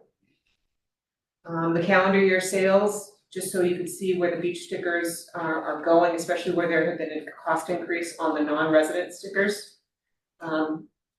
They're not as much as they were in 2023, but we still have a month. Also, the rules changed, so people don't have to have a sticker after Labor Day. So that may have, for some people, they may have decided not to buy one. But it is higher than it's been. That's what we've seen in the post-COVID years. So I gave you a couple of different options if you wanted to do something and build it into the revenue so that this would be cost neutral. You could increase all of the levels. You could increase only the everything but the non-residents, since you increased that the year before. Both of those get you between $40,000 and $50,000. You could hold residents harmless and only increase the Hammerlock non-resident replacements. Again, gets you $44,000. It may drive some of your non-resident sticker purchasers away or may not. Depends on how motivated they are. And then there was one just for resident and replacement sticker increase only, leaving the non-resident and the Hammerlock stickers unchanged. We are getting a little bit more revenue than we might necessarily need, but it's just so that we have a round number with a beach sticker. I'd rather it be $35 or $40, and I'll say it's $37.50 today. Yeah. That's just irritating.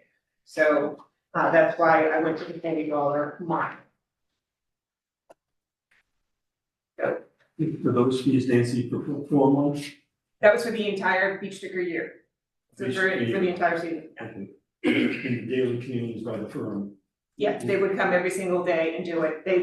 Not every firm will clean on the weekends. That's been our problem with getting vendors anyways. Yeah. Lots of people clean Monday through Friday, they don't clean Saturday and Sunday, and that's when we need someone to come in. Yeah. And we've been daily cleaning now for about 5 years because it never works out. There's always a problem. Even with daily cleaning on a busy weekend, they clean them in the morning and we'll have messages in the afternoon. Oh, yeah. Dark. Yeah. And that could be the other problem with a trailer unit is if you have 2 units, they can go, if one is soiled, they can go to the other. Mm-hmm. In the trailer unit, you could always go to the accessible unit rather than the main doors, but it's 6 of 1, half dozen. If someone is not responsible in using the restroom, they're just not responsible for using the restroom. Yeah. All right. So I'll just leave with the picture of the restroom up. Yeah. There you go. So, well, I guess before we go to us, Gordon, what do you think? I know you don't speak for the beach commission. No, I think. But as a longtime resident, would you pay $5 more for us to at least try this for the season? Sure. For one. Absolutely. For just, now for this is just Egypt for this year. Right? Yeah. So we'd have to extrapolate this out. I mean, how many of our beaches would we want to consider advancing to if this is successful? Hmm? Yeah. Well, the limitation would be the connection, the electric and water The connection. connection and where that beach is in terms of velocity zone and flood zone. Right. So to put it in Peggotty, it has to be up, has to be elevated. Or a temporary structure, you can't have a permanent structure. Nothing permanent. I mean, the more we learn about the flooding and everything, it seems permanent is no go. So interesting, I asked them that question, $40,000, and they said, it is absolutely waterproof. There's Yeah. no, the way it's built, there's no way water can get into it. That's what they said. Well, And they have a bridge. I think you should, that's right. No, I think this program Yeah. is real good. It's $32,000, that's what, for 3 months, right? So you're gonna get a service every single day. It would get us from before Memorial Day to after Labor Day. and we should be able to, with the new line Raise the parking rates. lot, that there is electrical, not that far, like that should not be. It's, yeah, We're not doing it for next year, I'm You just also need saying. the water, and then the Yeah. problem with mine is, you're gonna take up parking spaces in a very restricted parking spot, because we don't have a place to put it, so. Egypt Beach, because Will has his pump station there, we have power, we have water, we have everything that we can hook up very quickly without having to do any major infrastructure work. Well, I think we should try it for this coming season, just there, and then review it. We'll be able to get an idea, can they keep it clean, what does it look like? Does it get vandalized, like I said, does it get vandalized? You know, one of the questions we put in, do you wanna lock it at night? Do you wanna leave it unlocked at night? Those type of questions. When we had it for the part-time, I tell you, the construction crew in Egypt Beach thought it was the greatest thing ever. Like, the best bathroom I've ever had at a construction site. But it was very clean, but it was really the tail end of the season. We didn't really have a lot of problems with it getting dirty, but, you know, we were really at the tail end of the season for this year. It's probably not out of the question that it may occasionally require, someone will call here and say, you know, I went into the bathroom there at Egypt and it was filthy, or it may be that our DPW, if that's proper agency might, I know, you know, someone may have to, you know, get in there during the course of the day. Occasionally, I don't think it would be I off. think the beach commission could have a volunteer for it. Yeah. Potty patrol. Potty patrol, wait a minute. Several years ago, we had a part-time custodian. So when we built the new council on aging, we made it full-time. We'd had a part-time custodian, and you could say, all right, we can give that custodian more hours in the summertime, we pay him out of the beach fund, but we didn't have any part-time custodians anymore, which means any work that they would do down there would have to be on overtime. Like, it's expensive. Do they have availability, Nancy, for next season? My buddy Carl is holding this one for us. We may still have to do procurement. I know all the right people. Just for clarification, Yeah. just for clarification, so the New England Western quote $9,000, that's a month? Yeah. Okay, Yeah. so cost for cost, we're similar. But we'll have to do, as Andy said, we'll have to do procurement. You have to go through. Yeah, I'll find out from Carl if he's on one of the state contracts, but I don't think he is, but we'll find out. This May, no, it's the whole season. I'm all 4 months, Yeah. all in at 34,290 if we provide water. And we don't necessarily have to raise rates, we could decide to go into, dip into, For this season, sure, you don't have to. my concern is more about I mean, you could talk about this forever. And, you know, beaches are our best asset in the summer, so, you know, anything you can do to improve the, amenities there is good for the community. My concern about raising rates is that the whole town will then be contributing for one beach's fancy potty. And I'm not sure that, I mean, I think it's a good investment in a good trial, but I would be cautious about that. I would be probably not supportive of doing it that way. Nancy, do they have a purchase option, this company? No, but we could go out and procure from wherever they procure theirs. Yeah. I wouldn't wanna purchase the one that, I don't know how I don't wanna use trailer, sorry. I'll just leave it with that. Questions? I don't have a question, but I do think it's a good option to try this out. I mean, this is where Pier 44 is going to have some sort of portable, they're not gonna let us build something there. So it's a good thing to know what works. And if we have bathrooms in our beaches, they're gonna have to be this, we're not gonna go build. So I think it's a good, and I don't think we have to raise the rates. My only question on the rates is why do we have, for the stickers, why are there different costs for replacement of a sticker? Because the transfer station enterprise needed revenue. So when the sticker prices were increased, we increased that, and that's one of the things that if we were gonna do something in all 4 auctions, it was to bring that replacement sticker to the same level as the transfer station sticker. Because Pam's office deals with it every day, how come I'm paying? Yeah, I mean, This that one is seems $10 like revenue. ridiculous to me why we have different Believe it, that's Anyway, Alright, that was my only. So I guess my ask is to know that the board, if you can take a vote, on moving forward, I can take that to our next beach commission meeting, which will be January. So, that they know that, everyone's on board. I mean, we haven't had. We may decide tonight. Yeah. We're gonna just let them know. Yeah. To keep looking for We more. haven't had an And how we official- expand and other things. Yeah. Well, and I think what would be a good role for them to help us understand how to evaluate this, right? Like what, I know we're kind of in a unfortunate situation where they didn't have a beach commission meeting and we either get it now or we're gonna miss this season. So we've gotta kind of make a move. Yeah. But I do think there's a role in the beach commission helping us understand if this was the right decision, right? Moving forward and if we should expand, if we shouldn't. They could really help us out with some sort of survey. I don't know if we put a survey in the thing or Did what we throughout the We year. did, we Right, had, do we that. had 2 weeks, 12 people. But I think that would be, well, this is gonna be. Yeah. So So we're. that would be very helpful to us. Yeah, so we're on the rate increase. I've got one no. We could look at that for next year after we see the results of this, because then if you're gonna roll it out to more than one, then you could do something at that point. Would we then want to, instead of going 4 months, we do 3?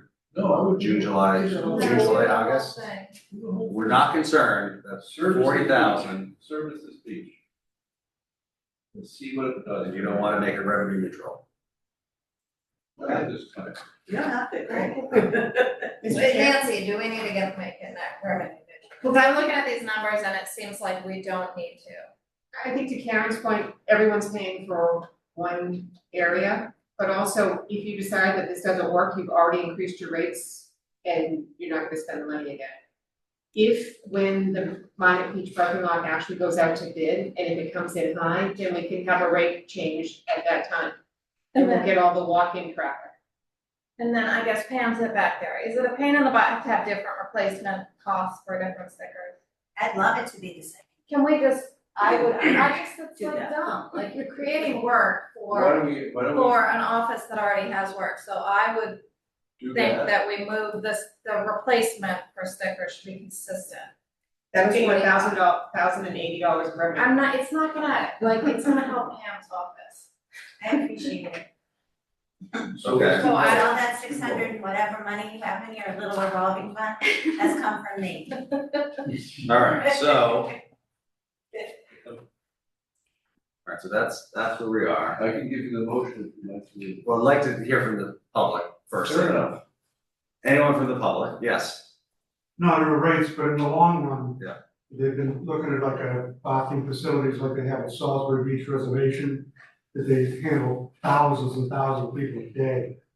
And they're clean, they use very little water, I guess a lot of it's composted and tank and stuff, but it's not. I don't think it would be, I don't know what they cost. It'd probably be in line with Gordon said in that second bid or something, just something that was a permanent structure and, Would you be willing? Not the real one. Do you think residents, well, two things, one, you need name and address for the record. Oh, mine? Yeah, it's just, she does her thing, sorry. 50 Camp Action Lane.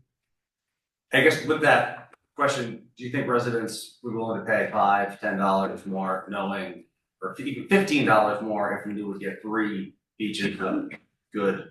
I think maybe along with the stuff has to be done. I remember the last time when they raised the stickers, a lot of stuff was supposed to be done before that sticker was never done. And Minot Beach was the first one that was supposed to have a lot was supposed to be redone, more spaces. They put down there to create more easements and stuff. So I think if people know that something's gonna happen, they're gonna do it. Thank you. Okay, we got 2. For Mary Ann, I think, and then. Yes. Oh, sorry. Good question. Does anyone know what the life expectancy of a unit would be, if we owned it, assuming it was properly maintained and the Atlantic Ocean didn't wash it away, which is a big gift in this town, but just curious if anyone knew that. The New England restroom people say 15 years. Thank you. I'll always say, my big hesitation with owning is that now it's our problem. We rent it brand new every year, and guess what? We're dealing with public bathrooms and things breaking. I get like, it's nice to own it, but there's also be able to fix it, know that's paying back, brand spanking I agree new. with you, Mr. And we have to store it. And you gotta store it, I mean, I know if there's like a big hurricane or something, You've you got can a backyard, deploy it, but there are some issues. Yes, Denise Price, 48 Mammoth Road. Is there a shower on this, in there? This one does not have one, it is an option on others, but it's not on the ADA accessible units. yeah, okay. And the other traffic thing option as well. Yeah. I love it. Outdoor shower. I think we should walk before we run, and that's like, Yeah, I agree. anyone else from the public? Nobody else? Do we have any people who live here, do we like where we're going with this or no? We don't get enough feedback as a board on some of this. Nobody wants to say anything. We got some thumbs up, good. I think it's a step in the right direction. Perfect. Thank you. Qualified and Yeah, okay. So we're not raising, but we are getting rid of the, I'm sorry, now would you like to do the motion? I'll do the motion on this and then you can do the motion on the sticker. You don't have to take any action.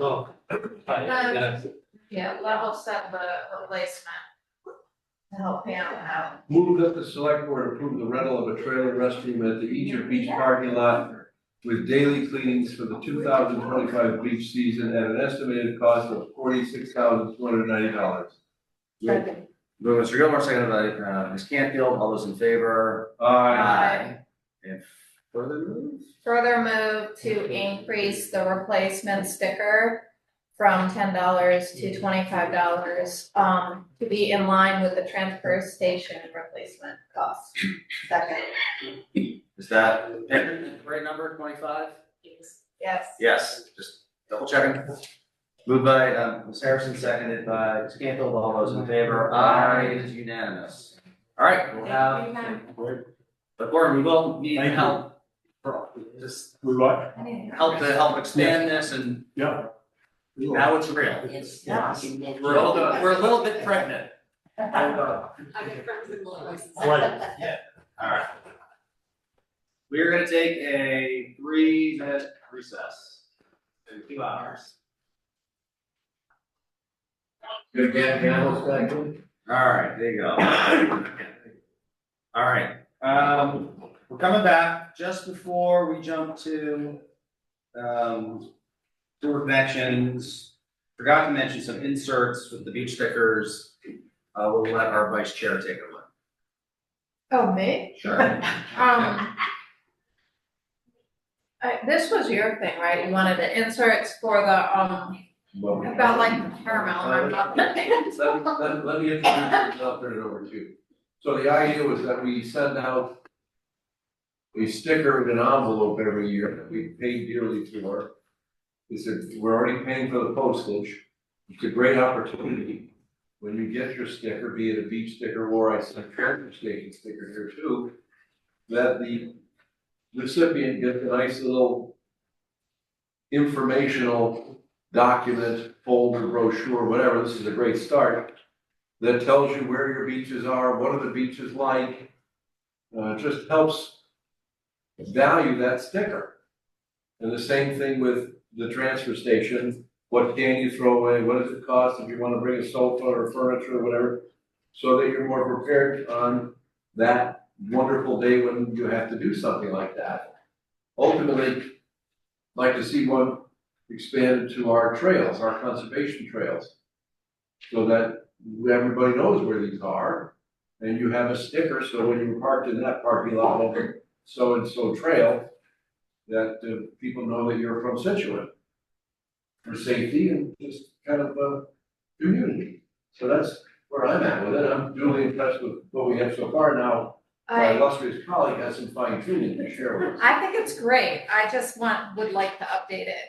Like, for example, the how to get to the Wall Rock end of Minot Beach is on the left side of the Minot post office. So like stuff like that, we've got to update for the, since it's not there. Yeah, But I think it could be updated, like as far as how many parking spots seem, some of them seem off, but I do think, it's a great start. And I think it should be included in the beach sticker packets. I think, yeah. I think writ large, what we're trying to say is that it's a missed opportunity. We see it as a missed opportunity to communicate with residents. It's all inside baseball. We all know a lot of this stuff, but I think a lot of employees know a lot of this stuff, like about the transfer station or other stuff. The residents may not always remember or know. We just have to be cognizant to say, hey, there's a lot more information, there's a lot more new info to be out there, so it's kind of whenever to start thinking about that, because it's a great opportunity, it's a great thing for postage. So when does it have to go out? Because I love this map, but, we could also add some areas, right? Like we have, Mordecai Lincoln we could add, I don't think I saw the North Scituate Playground, the shellfishing areas, you know, we could add the update it to all the areas here that are open now, so I don't know who owns So this map would be included in both transfer station mailing and the beach mailing? The map itself is something that's already available on our website, which I believe was created by the EDC. Yeah, the inserts are something that is currently in use by the treasurer collector's office.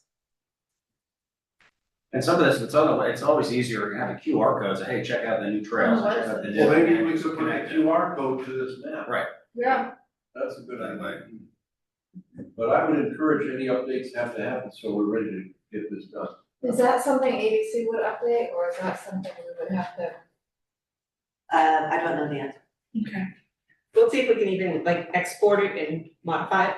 Yeah. So. Yeah, no, I think it's great, and we could make some updates, because we've got a new area. Yeah, we do. And expanded. Right, Brilliant. Excellent. great, thank you. Now we're on to sewer connection, procedure, rules and regs. Come on up. Kevin, Bill, how are you? Good. All right, so we're making some revisions or trying to make some revisions, clarify precisely what it means that the emergency sewer hookup. Why are we doing this? What are we doing? Take it away. We've got a emergency septic failure sewer connection policy or procedure that exists as an appendix to the sewer rules and regulations. That's maintained by the Board of Health. This application hasn't been updated in quite some time, so this is largely a housekeeping effort to clean up the policy. Several sections have been removed because they were redundant. A 180-day time limit was placed on the applications after approval by the select board, given that the impetus for these requests are supposed to be based on a sanitary or public health emergency. So we want those to be an expedited connection, if at all possible. And then just some clarity about how and where to obtain permits and the types of plans that would be expected for these applications. It's rare, and I'll open this up, but I will say, you don't always get regulations that are readable, and it's actually quite clear.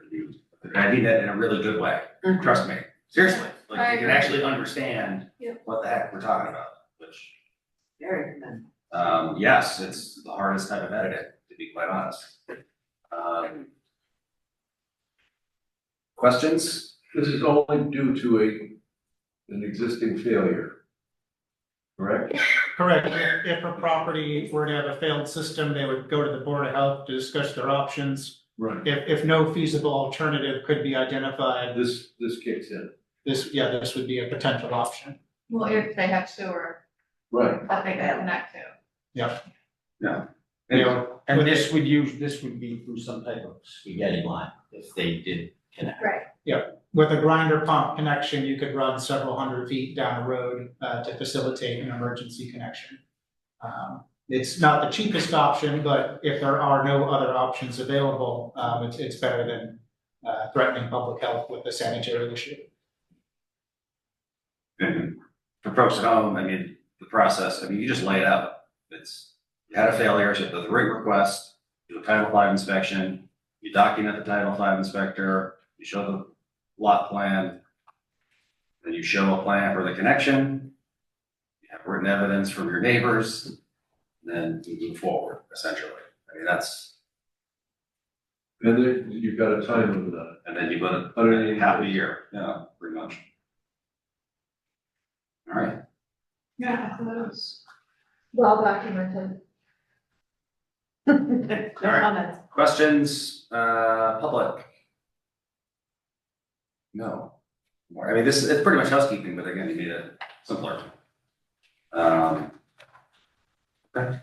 Motion, please. Move that the select board approve the revisions made to the Scituate Board of Health and Scituate Sewer Division Emergency Sewer Connection Policy, Appendix E of the Scituate Sewer Rules and Regulations.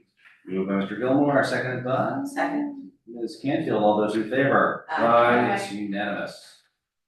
Thank you. Thank you. Thank you, gentlemen. I had to stay for that. Will is the one who spearheaded it. He did a great job. Well, It is, it's The like, person who gets the appropriate amount of credit. Thank you. you know, and seriously, you read sometimes. You did a It's great not, job. You know, 20 years ago, it's very difficult.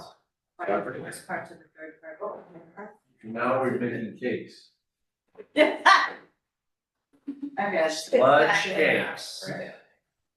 Tell us about the contract. I actually do have some questions. A very exciting contract. We went out to bid, we were bidding it yearly. The price has been changing and going up significantly over the past couple of years.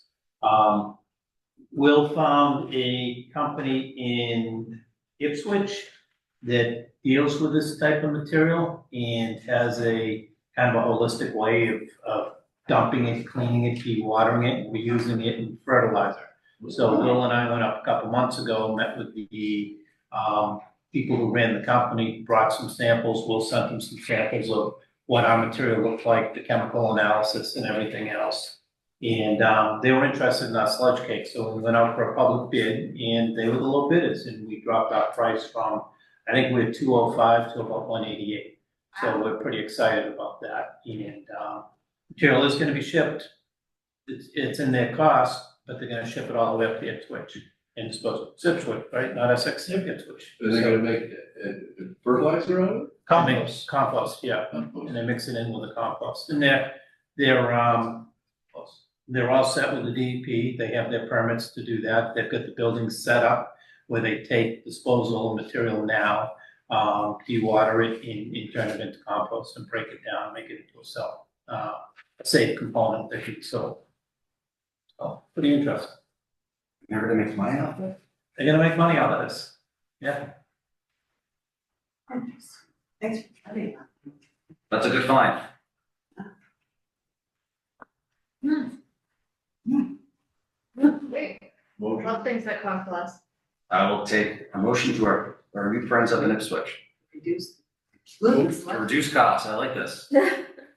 Move that select board vote to approve the contract to reduce costs of the town of Scituate to Agri-Source disposal of sludge cake for $188 per ton. Moved by Ms. Canfield, seconded by Ms. Harrison. All those in favor? Aye. Aye, it's unanimous. So that's great. It's keeping it out of a landfill and being. Yeah, awesome. Great story, great We're pretty story. excited about it. Yeah. Plus. The next contract we have is an engineering contract, and that is to redo the pump station right out here outside the town hall. It's an older pump station. We've had some problems with it. We've had electrical problems, pump problems, component problems, and it was funded in a past town meeting to be replaced. So we went out with an engineering RFP. We put it out in the open street. I believe we had 2 bidders that came back. Explain, how in the world are these so vastly different? That was my question. Excellent question. I did not have a discussion with Beta. I did have a discussion with Weston and Sampson. They were comfortable with their prices. We have used Weston and Sampson in the past. They did the Squash Kit pump station. They've done a bunch of pump stations for us, so we haven't had any issues. So, I don't know what to say about Beta. Beta was more in the North Scituate, they were more in line price wise. I mean, they were a lot closer than this. They weren't 7 times what the price was, but, they came up with a very high price. They weren't, And Weston and Sampson close to what you thought it was? yeah, Weston I and mean, they Sampson, like and way we up ranked there. Weston and Sampson much higher than we Yeah, I did saw that. in Beta. Estimating error. And it could just be the amount of work they have, they might have wanted to bid it, and they said, you know, we're gonna have to put more junior people on it, we're gonna find more hours, I don't know. Yep. And, Weston and Sampson's a good company, for doing this, and we have no problem with winning the project. Okay. All right, well, let's go with the one that's $500,000. Gladly. Yes. Move that the select board vote to approve the contract with Western and Sampson for engineering services for the first parish sewer pump station replacement. Contract 24-FS-32 for amount not to exceed $149,800. By Ms. Canfield, seconded by Mr. Gilmore, all those in favor? Aye. It's unanimous. Thank you. The, next contract for the seawall repairs on, Turner and Rebecca Road, we'd like to put that on hold, we're still waiting for a couple easements, if we have to get squared away before we award the contract. All right, but I will just repeat that, folks. We want to go forward with the seawall repairs. This is Turner Road and Rebecca, we're trying. But we need to get all the easements in, we need to get all the paperwork. So, And soon, as soon as possible, we want to move forward, we need help from the residents to help us move forward. If this project's gonna go forward, we need those easements, to fix, the seawall, so. We're trying to do the right thing, get it forward, so let's make sure that we can put this off until January, but, we cannot wait forever. We have, from the time the contract is bid, we have 90 days to award the contract, where the price is on it. After the 90 days, we'd have to rebid. Thank you. Okay, thank you very much. Thank you, Michelle. All right, we are back to budget conversations. We will not have Mr. DeMayo, who is available, so Cameron is next, facilities, 410, and then the waterways. We've been submitted. Should we? Will you give me Pam and, And then Steve you, okay, and then go back to that? yeah, let's go back, They're because I here. do think it's important to Yeah, know. yeah. But they're here sitting. No, definitely, agree. All right, yeah, 410. Good evening. How are you? Doing good.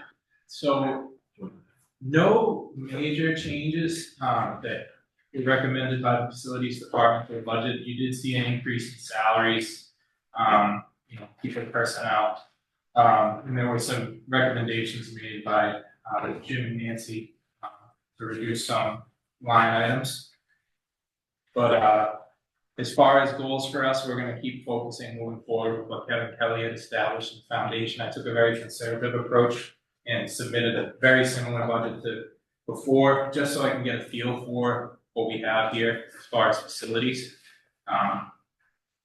For department goals, we're gonna look to organize the department a bit, look for a ticketing system. We have the facilities email right now.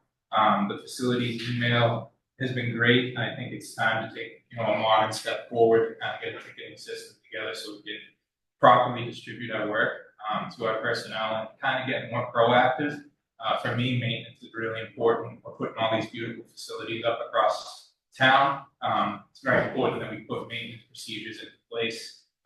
First thing we want to do is develop, SOPs for that, by identifying the assets we have and kind of working off those to put together, a plan. So, it's been really great. Jim and Nancy have been super helpful. Everyone's been really welcoming. And yeah, so guess I'll turn it over to questions. I'll save mine for last, we'll go through it, yes. You have any? Music to our ears to hear about, streamlining and modernizing the maintenance, because that has been a long time priority for this board, for sure, so thank you for that. How do you think that's like, have you looked at the ticketing and? Yeah, so I've had conversations with Mike Mincello. IT just rolled out a ticketing system. I think it might be really great to kind of hop on board with that, to at least make a step forward to that transition. I think for us, long-term, CMMS system that can kind of do, pre-planning of preventative maintenance and generate work orders automatically, will fit our needs a little bit better, but at least it kind of gets us moving forward to a software where we can have tickets generated, kind of get our personnel used to looking at tickets on phones, getting grabbed in the hallway and saying, hey, did you put a ticket in, so we can keep track of everything. It's huge, I love Yeah.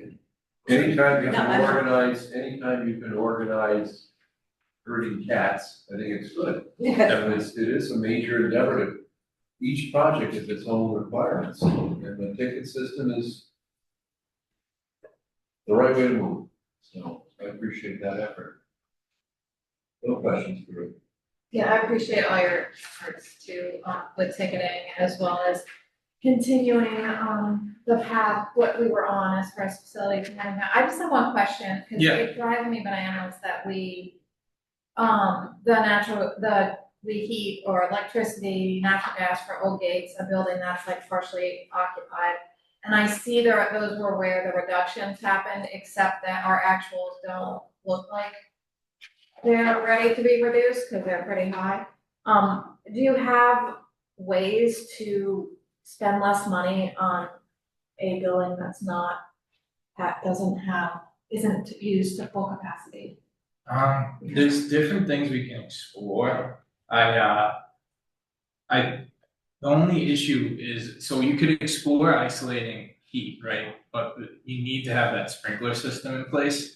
So that was my first thought. Can we put isolation valves around and kind of isolate the heat to the areas that are being used? Heat's driving your cost there. Yeah. You don't want to burn them. I don't. We don't, I guess. Fire spread. No, I know It's tough. it's a difficult, question. Very difficult. It's tough too, because the infrastructure that's there it's obviously very ancient. And there's a lot of elevation changes, so to be able to identify those points that I was talking about where you Yeah. put isolation valves in with minimal drawings and, it could be a very tough path. I'm not saying it can't be done, it's definitely gonna be explored. It's on my list of things to do, is to really look at that building, because I think everybody feels the same way about it, it's a good question. Yeah, I mean, it's a lot. Electricity, 41,000 in 24, and natural gas 70,000 in 24. Those are actuals. Yeah, And we're projecting 26, 50,000, which is, and then we're projecting for electricity 25,000. So those are reductions. Then I don't know how you're gonna do it if we Recreation. haven't done anything. Recreation is going to start contributing towards their Oh, costs. they are? Okay. Yeah, they're not paying anything in their, the A wing and the gymnasium. It's free one then, huh? Right. That comment came from our vice chair, not from. Doesn't be condoned by. What, I mean. It hasn't even been that long yet, Rio. Yeah. Or it feels like a long time. But I think it's been long enough, kind of over, besides putting up the small little emergencies, and as you say, talking about maintenance stuff. Like, where do you see, this is a huge operation. Yep. I don't envy your challenge. But, do you see your success coming from the modernization, or is it, just prioritizing, how do you see this? I think For it's, you, how's it gonna work? I think the biggest thing I've always found in facilities is to listen. Being able to get feedback from the staff, from personnel, and be able to prioritize that feedback allows you to make the facility a better place. End users, it's important to hear what they have to say. I've always found success in that. From listening, taking that and then constructing it myself, my professional knowledge, and saying, all right, maybe that does make sense, especially being so new. I think it will allow me to move a little bit quicker, to understand where those needs were and then prioritize those needs to get them there. And this is just me personally asking if there's any, touch points with the public. Even if it's a small little thing, it may not be the largest thing that's broken, like a sink or a water fountain somewhere, but it's someplace that, so it's where town meeting is or where the elections are. It's a small little thing. It's not just that we hear about it, it's just that we know the public's, they're not taking care. No, we are. We're taking all this other stuff that was small. Sometimes those small things impact perception and it hurts our ability to do everything writ large. Yep. To really help. So I would just, even though some of those things might seem smaller, they can have a big impact. That's why the ticket is important. That's why I love the ticket. Yeah, Things don't get lost. I love it. I love it. So. Timing. It's all right. And the budget is, as we said, pretty much. Yeah, All right. pretty much. All right. Thank you. And the new kids have to wait till like 8:30 to have their. I know. No, thank you very much. I appreciate it. Thank you. Thanks, Kim. All right. Harbor Master. How's everybody doing this evening? Great. Good. How are you? Good. A lot to get through. So,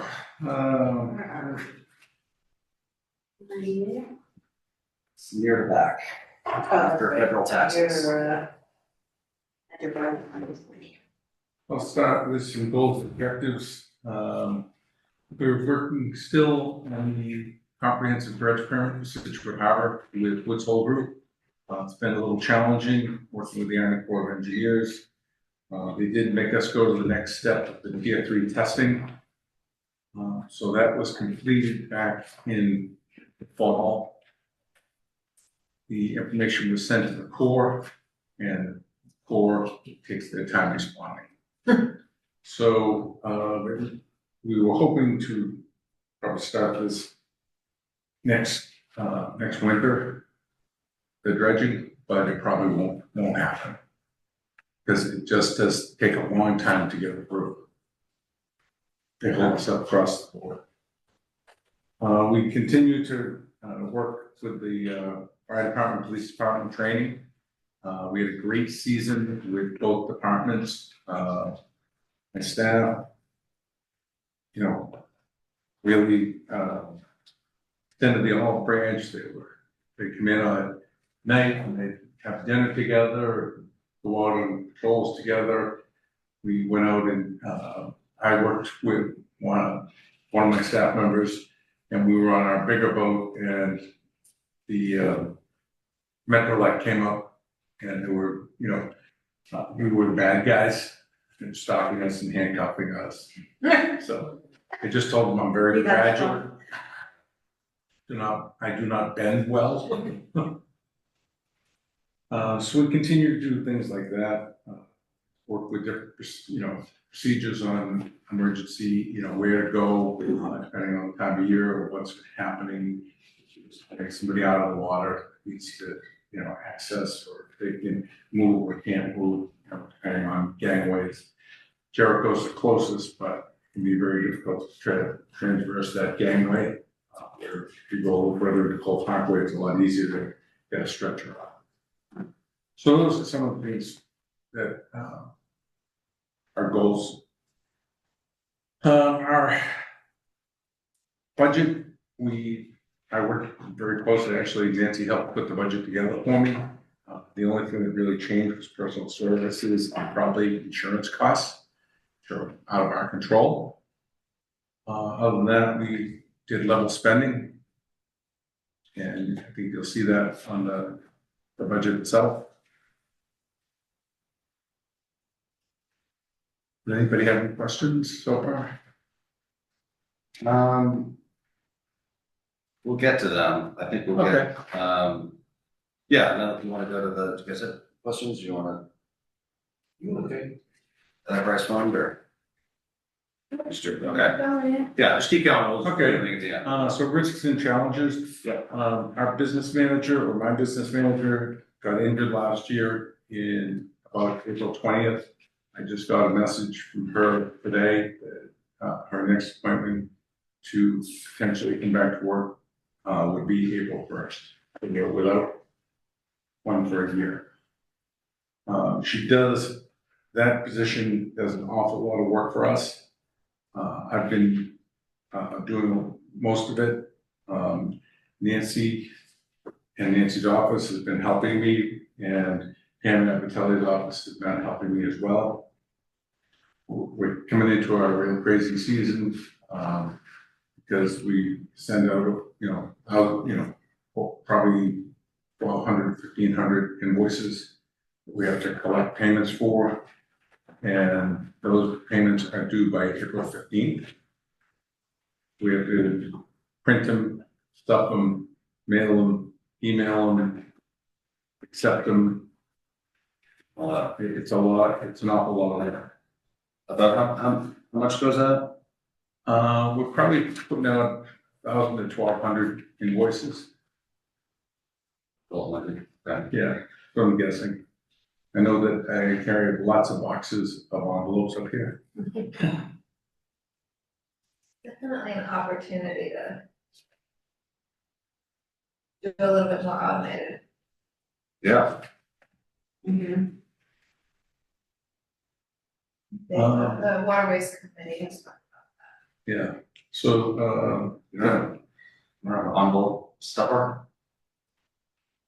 I was a tax collector for 13 years, I know how to stuff an envelope faster than anyone you know. so, I mean, like a machine. No, because we outsource, we don't have a machine. Yeah, I mean, it's the kind of thing you could like outsource and have someone else do and then pass the cost on. yeah, But I would, I mean. Oh, I we have a do, machine. we do emails as well. Yeah, I was gonna That's- say, the so. email works, obviously works the best, but a lot of people will hear, Yeah. I don't have that email anymore, or I didn't get it, so we're doing both right Yeah, so I know in a private, I have uploaded a private marina and all the documentation is uploaded, there's no paper. Oh, yeah. Yes. Should be all on, That's that's, like upload your Exxon, upload your, I now. I know there was some discussion about it, but there is a, large cost associated with it. Because the. startup cost for sure. That and also, like Mooring Info or any of the other companies that would do something like that would process payment as well and with credit card fees. Yeah. Costs of goods and services continue to rise as they do everywhere. I'm sure you've noticed it. Marina rates, that is a real challenge. Again, costs continue to rise, expenses are outstripping the income for the enterprise fund. We've got projects coming up. We're looking to dredge Scituate Harbor itself. We just got a grant from the state for the permitting design and engineering North South River. Problem is, we're on the MBTA. We've approved it, Marshfield did not. So we probably, we may not be able to get that grant. Mike Mayo and I are gonna have a call with Ellen from Seaport to see if we just change it to Scituate's name, but we're not really confident in that. We plan on doing that tomorrow. So we're talking about those costs are going up. Yeah. When's the last time we adjusted slip fees or mooring fees? So I got here in 2015 and been quite a bit of time prior to that. I sent out Nancy out a lot of information about different rates we found. And in 2016, Tricia had hired a consultant, Charlie Costello. He came in He looked at all of our slip fees and all of our rates and all our mooring fees, and he contacted different towns and different places. And at that time, he had recommended that we go up by 30%. We did not do that. So in 21 and 22, we went up by $10 a foot, which was 10% for resident rate for the slip, and 10% from 140 to 154 for non-resident. We also went up by $6 a foot on a mooring to $8 a foot on a mooring, which was about a 25% increase. And we have not had another rate increase. Everything has gotten very, very expensive. The Millwall Marina next door to us, I believe, is $368 a foot. Bulliman's Marina, I think he told me he's at about $240 or $245 a foot. Where are we again? We're at 110 per resident, 154 for a non-resident. We're at 154 for a non-resident. for non-resident. Yeah.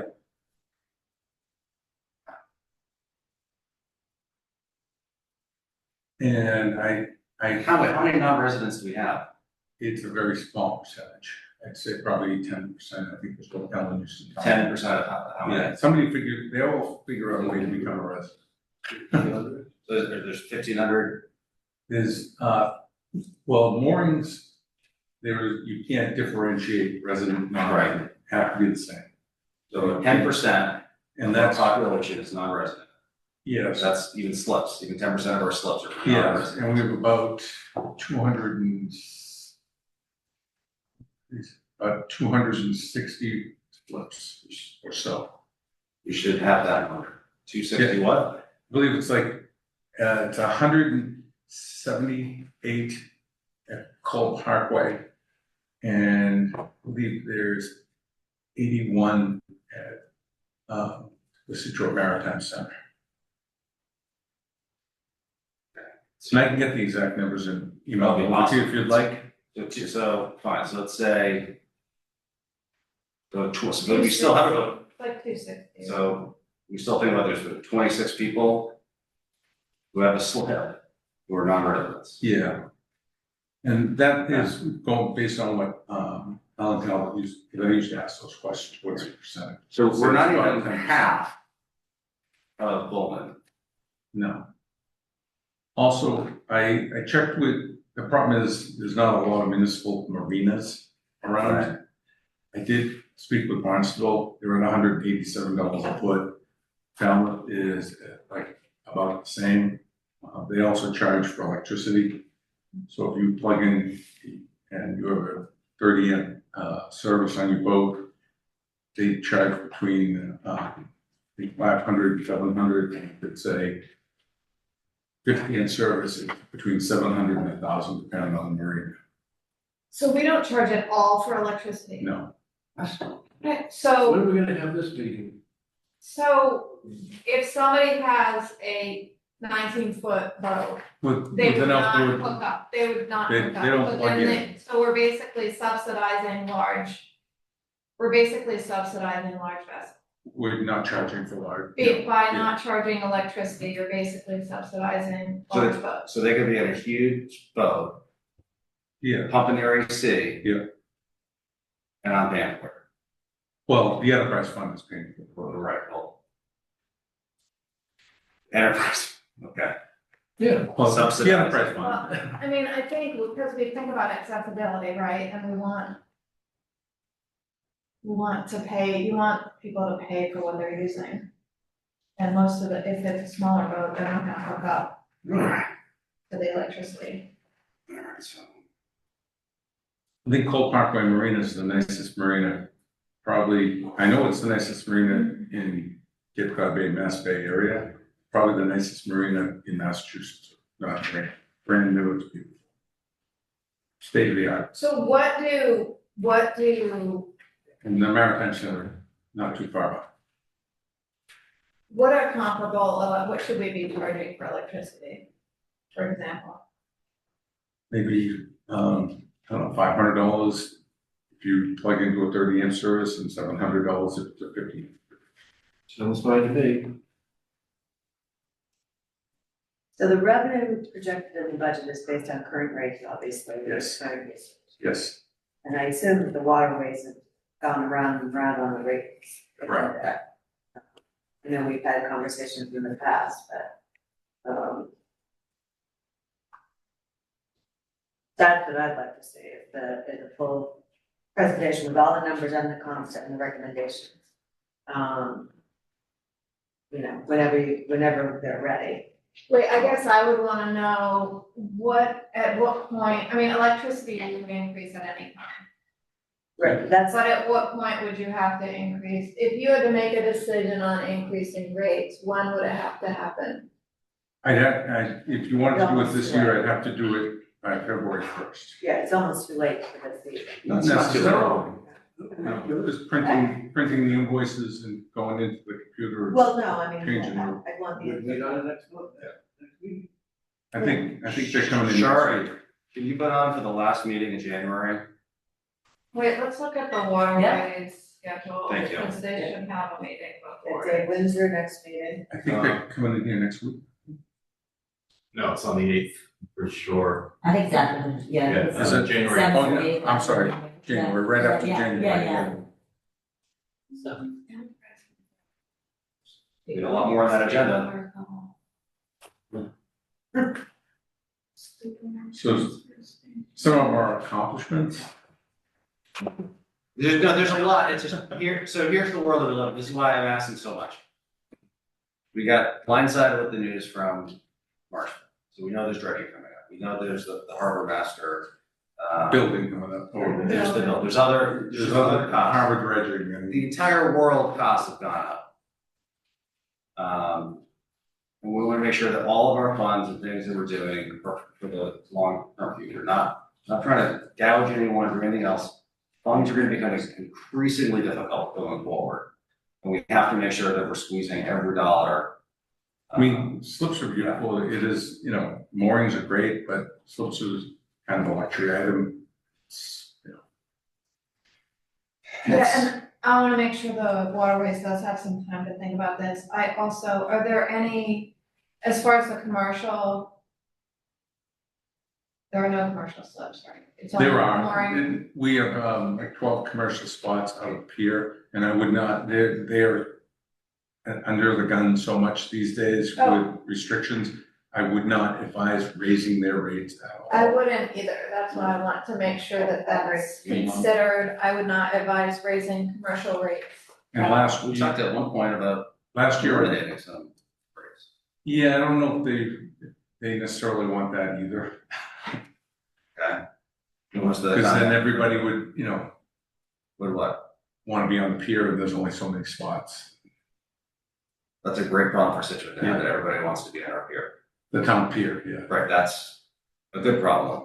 But we want more commercial. Yeah, we do, no, I'm always. Yeah, no, I'm just saying, as an I'm trying to excuse. protect the commercial fishing in Scituate. Yeah. And that's why I we just- just pushed off making them pay their mooring fees until late in the year when they start mastering again, and there was.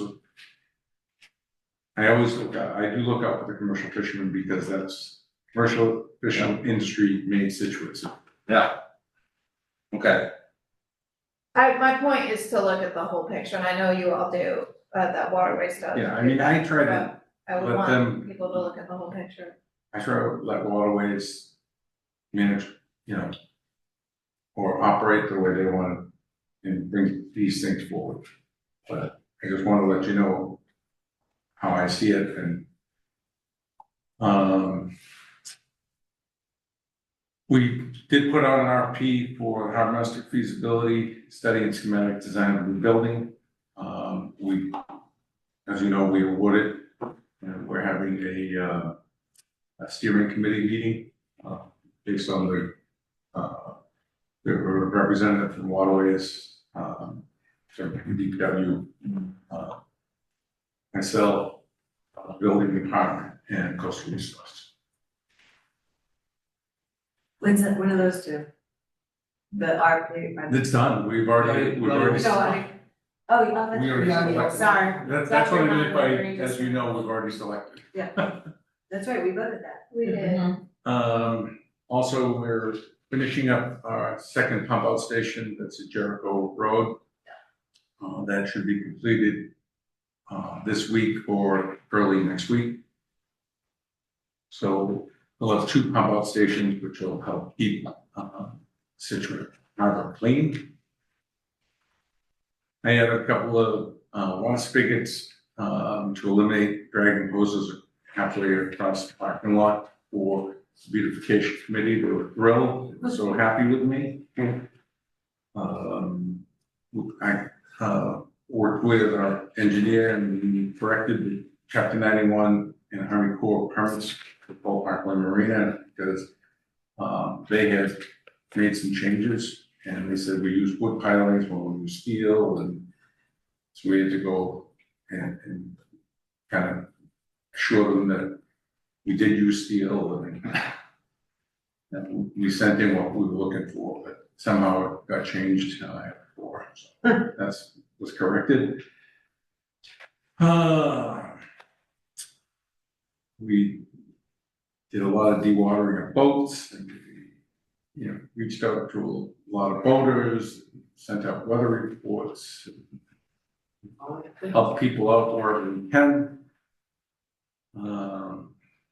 Kept the docks clean, and my staff worked the pump out boat throughout the summer. So it was a very busy summer. The weather was great, unlike the year before.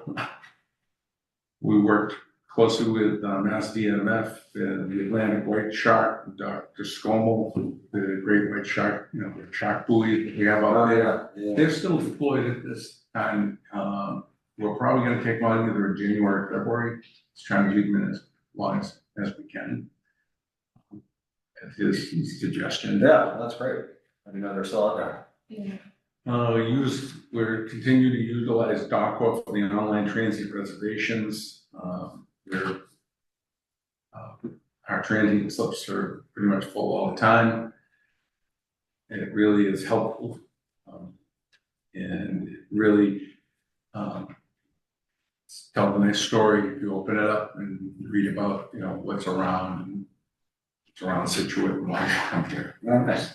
Yeah. And we do get from marinas.com, which is part of DocWork, we get 4 and 5 star ratings. The only people that really ding us on things is the bathrooms and showers. One customer said they're straight out of the Gulag, but it's a beautiful facility other than that. So Does your staff have to maintain those, or is? my staff maintains those. So I have the maintenance crew, they operate the pump out boat, they clean the bathrooms, clean the showers, they mow the grass around our building, pick up the trash. They pick up trash that's floating in the harbor. They go down to the town pier, clean that up. We work with DPW if they'll come down with a loader a few times a year. And I'll Pat and the transfer station come down. I made the hours he's working down there on his day off. Brings the trash down and get rid of it. That's what we got going on. I love it. My only other question, which has been discussed, and I'm wondering, where are we with the extending the season? There was some discussion at the last waterways meeting. Is that something you think you could do for the next season? Yeah, we can extend it. I mean, we don't necessarily have to have people there on weekends. A lot of the extension people just extend their season and don't use their boats. They'll just sit in the marinas next door. We'd still be there weekdays. There'd be really no added cost. What's your, and don't need to. The Waterways Commission is an advisory group. What is, I want to know the harbor master's opinion, should we, yes or no, extend the season? You can pick up a little bit of money but you end up babysit boats, people just leave them, they don't necessarily use them as much as they probably. Nobody, go down on the marinas in beginning of October, boats aren't coming out. They're certainly not gonna be going out in the end of March. You'll have a few fishing, you'll have a few tuna guys that will go out and will use it. But it shouldn't be free, or there should definitely be a charge for it. Should be a charge for everything. Okay, so you would be in favor of it? Yeah. For a little bit more, just pick up a little bit of money, Yeah. it's not that Yeah. many, but Yeah. there's a couple people. It's I think it's okay, it's access, access. Additional access, I think. It does put us off, it slows us down deploying our devices for the year. Plastic would, but we haven't really needed them. Right. Although they are deployed, that program's worked out great. So you're okay. Yeah. Now we'll see, now water risk, We just gotta see. I just wanna get the two, because in case there's ever disagreement, I wanna make sure. Good from everybody, I wanna make sure, hear from you. We're gonna find out what the insurance company charge for the additional time to have the marinas occupied. Because you don't want to, get 5,000, spend 10. I have one last one. You can go ahead, okay. Gosset Harbor moorings. Yes, How'd that go this summer? went fine. And what did most people for this payment to Situate? We had, I had sent over a number to Lorraine, in like June, I think, and I think it was like 35 or 38 people paid us. There's probably, I'd have to do the count again. Yeah. But I do have it, I actually went out, and this was one of the other things, because Ellen was out, so wasn't able to get out there, and I wanted to do the count, so I actually went out on a day with, two of my other guys, and we actually went more and about as much information on as we could, and actually put them into, I had a little handheld GPS, and it actually shows the count on the GPS itself. Good. So, That's it. Perfect. I just a great question. I want a number. I don't know if you know this answer, but maybe it'll be next time. How many people, new people got access to moorings or a dock or a slip this year? Like, how many people I rolled think- off the wait list? How many people newly got access to Scituate Harbor or a mooring? I think for a mooring, In the I river, can find it out, could I be know anything. Mike Pierce has been assigning moorings a lot. And he did work through the list quite a bit, but I can get an actual number and I can. Okay, you know, that's I can- that's something I think we need to start measuring. But I'm I think there was interested in turnover. turnover I think there was and probably access. 10 or 12 or I maybe also- 14 slips.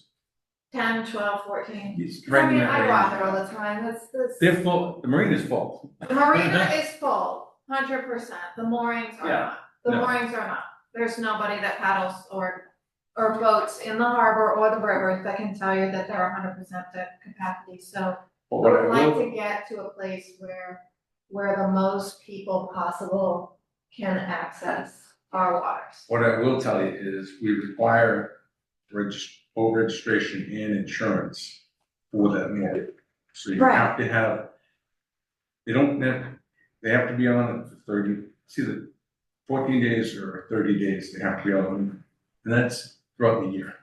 Right. And it's they- hard to- they're not. But short of standing out there for 365 days over that one mooring and watching it, it would be difficult to say you weren't, because you could say, I was on it 2 nights ago. Well- or Some places you have to tell them the weeks you're gonna be there and you go out and check it. Just saying, there's other ways to do it if we truly want more people to have access. Which I mean, is and one of that's- one of my goals Yeah, is no, we live in a coastal town, we should not have moorings that are just No. sitting for years and years. No. And not I- being utilized. I understand. I want the most people possible to use our waters. And anyway. I know Mike Pierce is working very diligently on assigning moorings and stuff. He does that this time of year to make sure that everybody, everything gets assigned that's available. Start doing the springtime again, try to get a few more out. So we do it. He is busy with it. We have been kind of holding back a few moorings in the, some moorings in the harbor because our plan is to push out Cole Parkway Marina. We're going to redesign it. I had changed the reconfiguration zone because the marina reconfiguration zone was like this. That's the line that we're supposed to be in, and the marina was like this. We got it corrected, but when I did that, I made some adjustments so I could push the marina out, pick up 6 to 12 more slips. But to do that, I really need those moorings when we do move it out. We have to move people around, and you don't want to jam everybody in. I had talked to Waterways about that, and that was a good idea as well. Okay. So. Well, I have a silly question. Okay. What happened to ice sales? Ice sales? Yeah. We still sell ice. They've gone And down. they're going way down. Went down drastically. Look for that new, people probably get on land, With our warming situation, you think the ice sales would be, That's true. Through Off the the roof. charts. Through the roof, yeah. but they're way down. Pay for electricity, you get free ice. We did it. Well, It cheaper. could have been just the way it was coded when we fill up the form that I bring up to Nancy. It says this is where the money was spent. More than likely, because When you buy, where do you get the ice anyway? we used to get it from Eastern Ice in Brockton. I mean, if I were to order one ice, where do I go to get Oh, ice? so you go to the Harbor Master Building. Yeah. And there's an ice machine on the side of the building, on the sidewalk. Put it in and help yourself. Well, you come in, you pay, Okay. we give you the key, you go out, grab your ice, bring the key back. You're off to the races. Love it. Thank you. All right? Right. Appreciate it. I try to stay out of the, Yeah, we got it. Yeah. Sure, he'll let I try to us stay know. out of the rate discussion with Waterways. I let them. All right, well, they're gonna love us next time. All right. Sorry. Thank you, Steve. Thank you. Thank you for your time tonight. Thank you, yes. And your support. Thanks, bye. That's it. Thank you, Dave. Take care. Hey, Seth, Hey, Beth. you're Yes, up. hello, Mr. Goodrich, good to see you all again. It is late, so I'm gonna make this very brief, if you are okay with that. And I'll allow it. yes, good, and I can make this brief for two reasons. One, this budget pretty much mirrors last year's budget, and two, while it's wonderful to be included in this budget process, this budget in front of you is a little bit irrelevant in that we are not taxpayer funded. All of our funding comes from Comcast. We get them in quarterly payments. That goes into a bank account that is strictly for Scituate TV. It's managed by myself and the amazing finance department led by the incomparable Nancy Holt. So if we look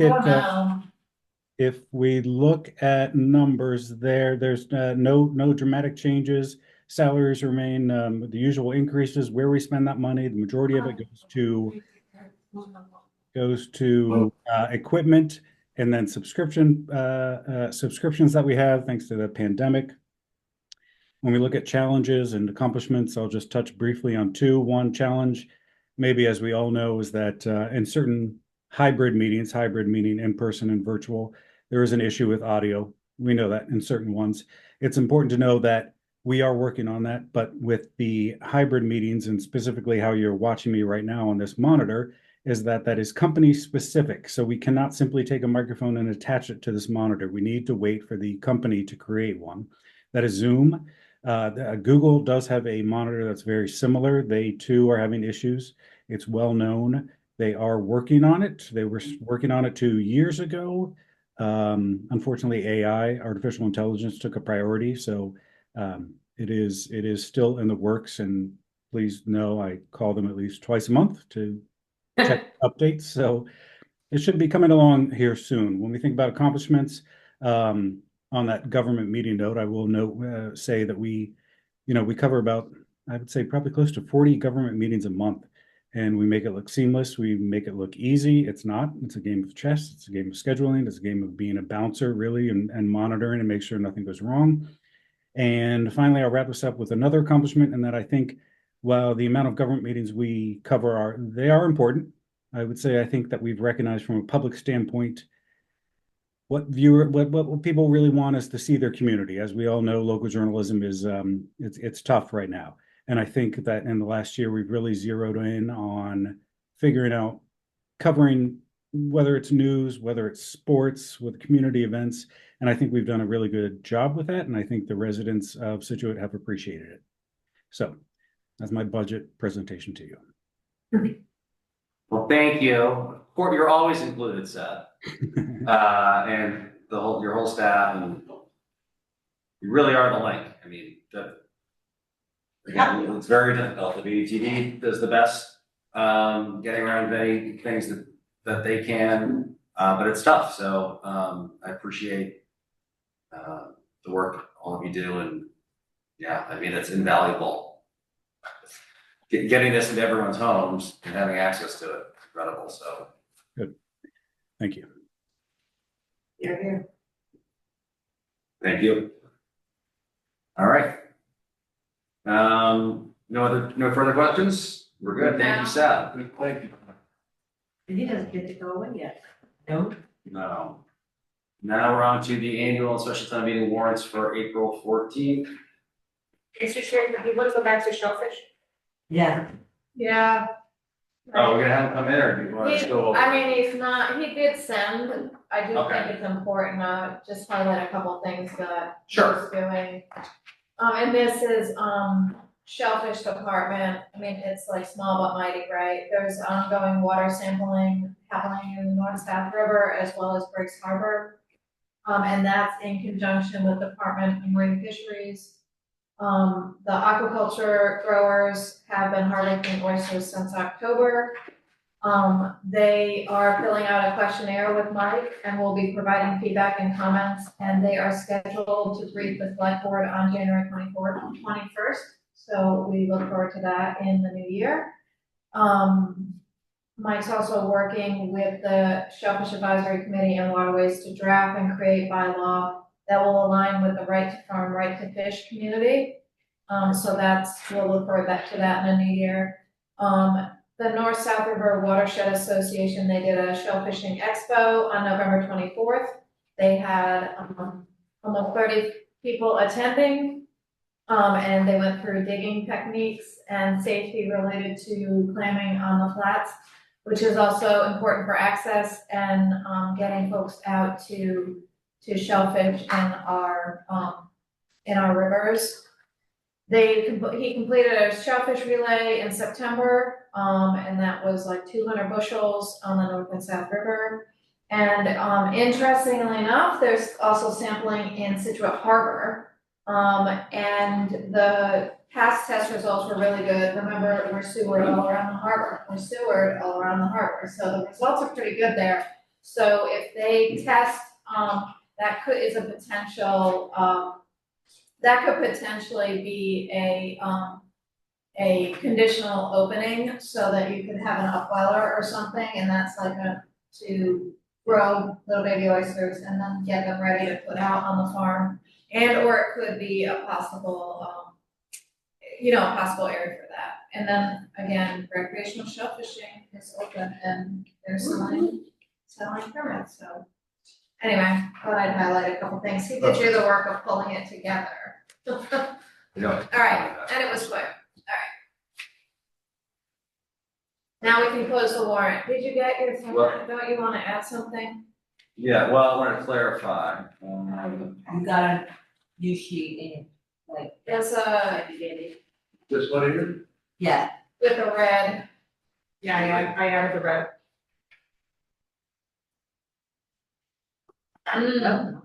Oh my. You would need that. Consent, there's a lot of consent. Will they pay for the gas and electric? So much, all right, so There's a lot of consent, but then there's also, ADUs, ADUs, Here, we'll just go through it, so, special town meeting, foreshore capital. There's really nothing big in there, there's transfer to school, all housekeeping, alright, annual. A lot of housekeeping, capital improvement fine. There will be the debt exclusion discussion, possibly for the Go Tech, that's in there. General fund operating. Enterprise funds, community preservation, zoning by ADUs, that'll take some time. Right to farm. Parking fines. That's the beach parking fines, to remind Yes. people. That's specific to beach parking, right? Before we close it? I left it open, so. Oh, okay, but the issue was we need to, we need to petition the state to increase it from $50 to $100 because there's some state, State regulation. Regulation. We have our own statute too. and we have a statute, so it was more complicated than we thought, so we do have to go to town meeting for that. But that shouldn't be big, like, we need to increase the cost of the parking ticket at the beach to be more than it Right, costs to actually park at the beach. right. People do the math, Yeah, I mean, they do the math and they don't get the sticker, they just go to the beach and pay $50. especially out of town. Especially out of town. 350, I can park And it's 6-7 times. It's irritating our community Right, okay. to That not was just- have a spot, so that, That's fine. and then did you? Yeah, there's two, because there's actually one for sure, which was the abandoned, we talked about this at our meeting back over the summer, but we don't have something, I don't really do a placeholder. Pam talked about it, about abandoned buildings or buildings that are decrepit. Other communities have other levers to pull, such as fines or other things you could do, or you ask them to clean up their, Bylaw, it's a bylaw. right, it's a bylaw, so it would have to be, Okay, derelict building bylaw? yeah, decrepit building. Add And then, Jim, this is a question for you. We've had some discussions for sidewalks and a sidewalk abatement. If someone wanted to do their own sidewalk, you know, so would that have to be a bylaw?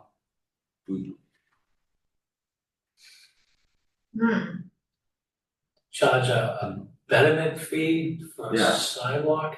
Would we have to make a bylaw to do that, or would we just have to have? Special act. I would think it already exists under chapter 80, section 3, because it's, as street and road betterments do. So there could be a vehicle to do it without taking it to town meeting. We definitely have road betterments. Okay. So you want it for sidewalk betterment? See with us. Well, I don't know if we need. Put a placeholder. Yeah, it's a good placeholder. Sidewalk betterment authorization. Just to clarify. Definitely Yeah, have I for roads, but So if somebody We're wants not to gonna put a do sidewalk that in name. their frontage, No, but I want to. Well, I mean, if someone wanted to put it on their frontage, they can tell them to build it, but if you wanted to put one on, pick a street, right? Everybody in the street wanted it, then you would assess the betterment to the street based upon.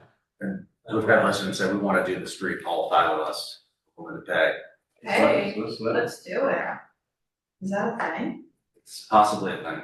Possibly a thing until I think they see what The the price. sidewalks are gonna cost. Right. Okay, then, Cause we do granite curbing, so right now it's about $500 a linear foot, maybe even more, but. Yeah. I've done it in other places with roads, where a road, private way, they have to pay to bring it up the standard, then we take it, and then they get assessed a betterment back against their property. Mr. Chair, Yes. checking the DLS IGR, city or towns may assess no more than 50% of the cost of the sidewalk, original construction or reconstruction. And may by ordinance or bylaw limit the amount assessed on each parcel to no more than 1% of the preceding year's assessed value. All right, so there is some, But it sounds like we need the bylaw, so yeah, Or if you wanted to do the whole thing, you need a special act. unless the neighborhood came forward with an article asking you like to have it like you would for a street. Whatever you said, you know, assessment 50% of the cost. Do you guys wanna put placeholder, talk about it? I'm okay with the placeholder. Yeah. Ryan asked. Yeah, Yeah, yeah. that's what DLR, this is what we said. Well, just hearing that, it's a possible cost to the town. We'll put a placeholder, we'll check with, Nancy's gonna check with DOR and see, maybe a special act, if you wanna do 100% betterment, but we'll find out what DOR is. Alright, Right, but we'll see, at the least. it'll help, yeah, Exactly, it's offset the cost. even, right, Okay, cool. let's do it. Alright, so with those two additions, any other? Anything else? Nope. Alright, I'll take a motion to close the warrants.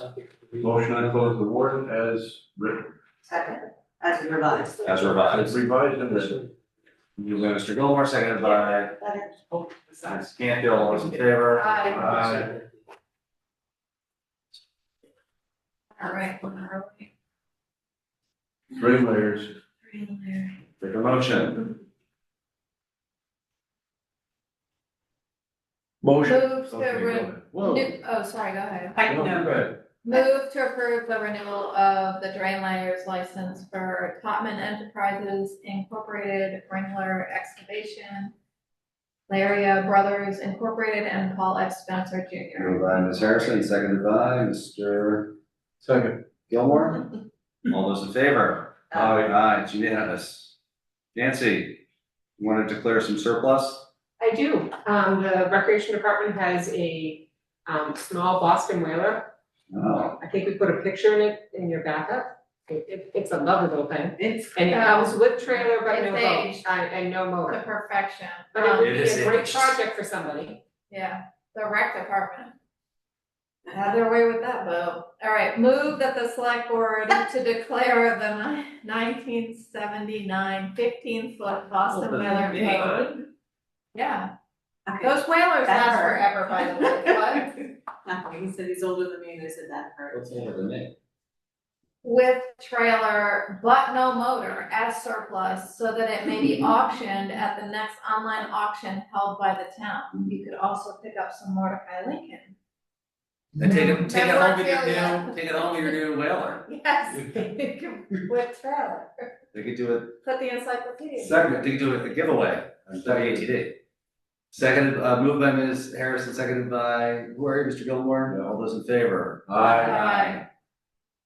It's unanimous. It isn't I love that they zoomed in on the like the scratch, like that's not the issue. Anyway. All right, We have to they're do this. unsinkable. Yeah. That shows you, it's still. They are, License renewals. Everybody's got the paperwork in. Yes. You have two in, the common vic that have a note, say pending workers' compensation affidavit. Yep. One from Maria's sub, and, actually, the kitchen has been revised. So just Maria, Just Maria. want me to do speak up? you can do it. I didn't do it, I got out of You it. got out of it last time, so you're up. You're up. Alright, move the select board, vote to renew the following restaurant alcohol licenses for 2025, or Restaurant LLC doing business as Oro. Also move that the select board vote to renew the following entertainment licenses for 2025, or Restaurants LLC doing business as Oro. Also move that the select board vote to renew the following common vic licenses for 2025, Harbor House Pizza, Maria's Southern Pizza, pending workers' compensation affidavit, Pink Lemon LLC doing business as Quench Juicery, Meat Kitchen, Oro Restaurant LLC doing business as Oro. Further move that the select board vote to renew the following livery licenses for 2025, Coastal Livery and Fenpire Enterprises. Further move that the select board vote to renew the following accepted licenses for 2025, Ronaby Inc. doing business as A.R. Anderson Plumbing Company, Vulnerable Septic Services, and that's it. Oh, wait, That's it. Moved by Ms. Randall, seconded by Mr. Gilmore, all those in favor? Aye. Unanimous. Liaison reports. Anyone? All of mine were here, except I do wanna add that and this is related to Concom, the Border Street parking lot plan. We've gotten a couple, options on that, so that's moving along. Okay. That's the Border Street field, That's the feeling. the field. Yes, what is your liaise? I have no liaison. Oh, you have none? Yeah, all of mine Don't were worry. here. The ECF is just meeting tomorrow night. That's fine. Sorry. Water resources, we talked about that. All right, correspondence, one we already went through. I've got three little ones here. Okay. One is Department of Environmental Protection Waterways Regulation Program, notice of license application pursuant to MPL Chapter 91 Waterways License Application. Hereby given application town of Scituate maintain the existing as-built conditions of a portion of reconstructed concrete seawall at Oceanside Drive between 4th Avenue and 10th Avenue and 11th Avenue and Kenneth Road in Scituate. 30-day notification. I have two from National Grid. One is the pole position that we just discussed and resolved tonight. And that was the letter that Mrs. Mallon had read, and I'm sorry I jumped that, but. No, it's good. I thought it was appropriate. Yeah. And then I have from National Grid, the yearly operational public plan notice. Right way, it's all talking about vegetation, clearing of vegetation. I will do properties. Okay. Yeah, awesome. Everybody wants to see it, it's here. All right, approval of meeting minutes. Motion. There were a couple, hold on. There's three, I First think. of a motion. What were the dates? Move to approve, November 19th, 2024, December 3, 2024, and December 10, 2024. exactly what she said. Moved by Ms. Harrison, seconded by Ms. Canfield, all those in favor? Aye. Motion adjourned. Move to adjourn Good. at Harrison, 9:31. second Ms. Canfield, all in favor? Aye.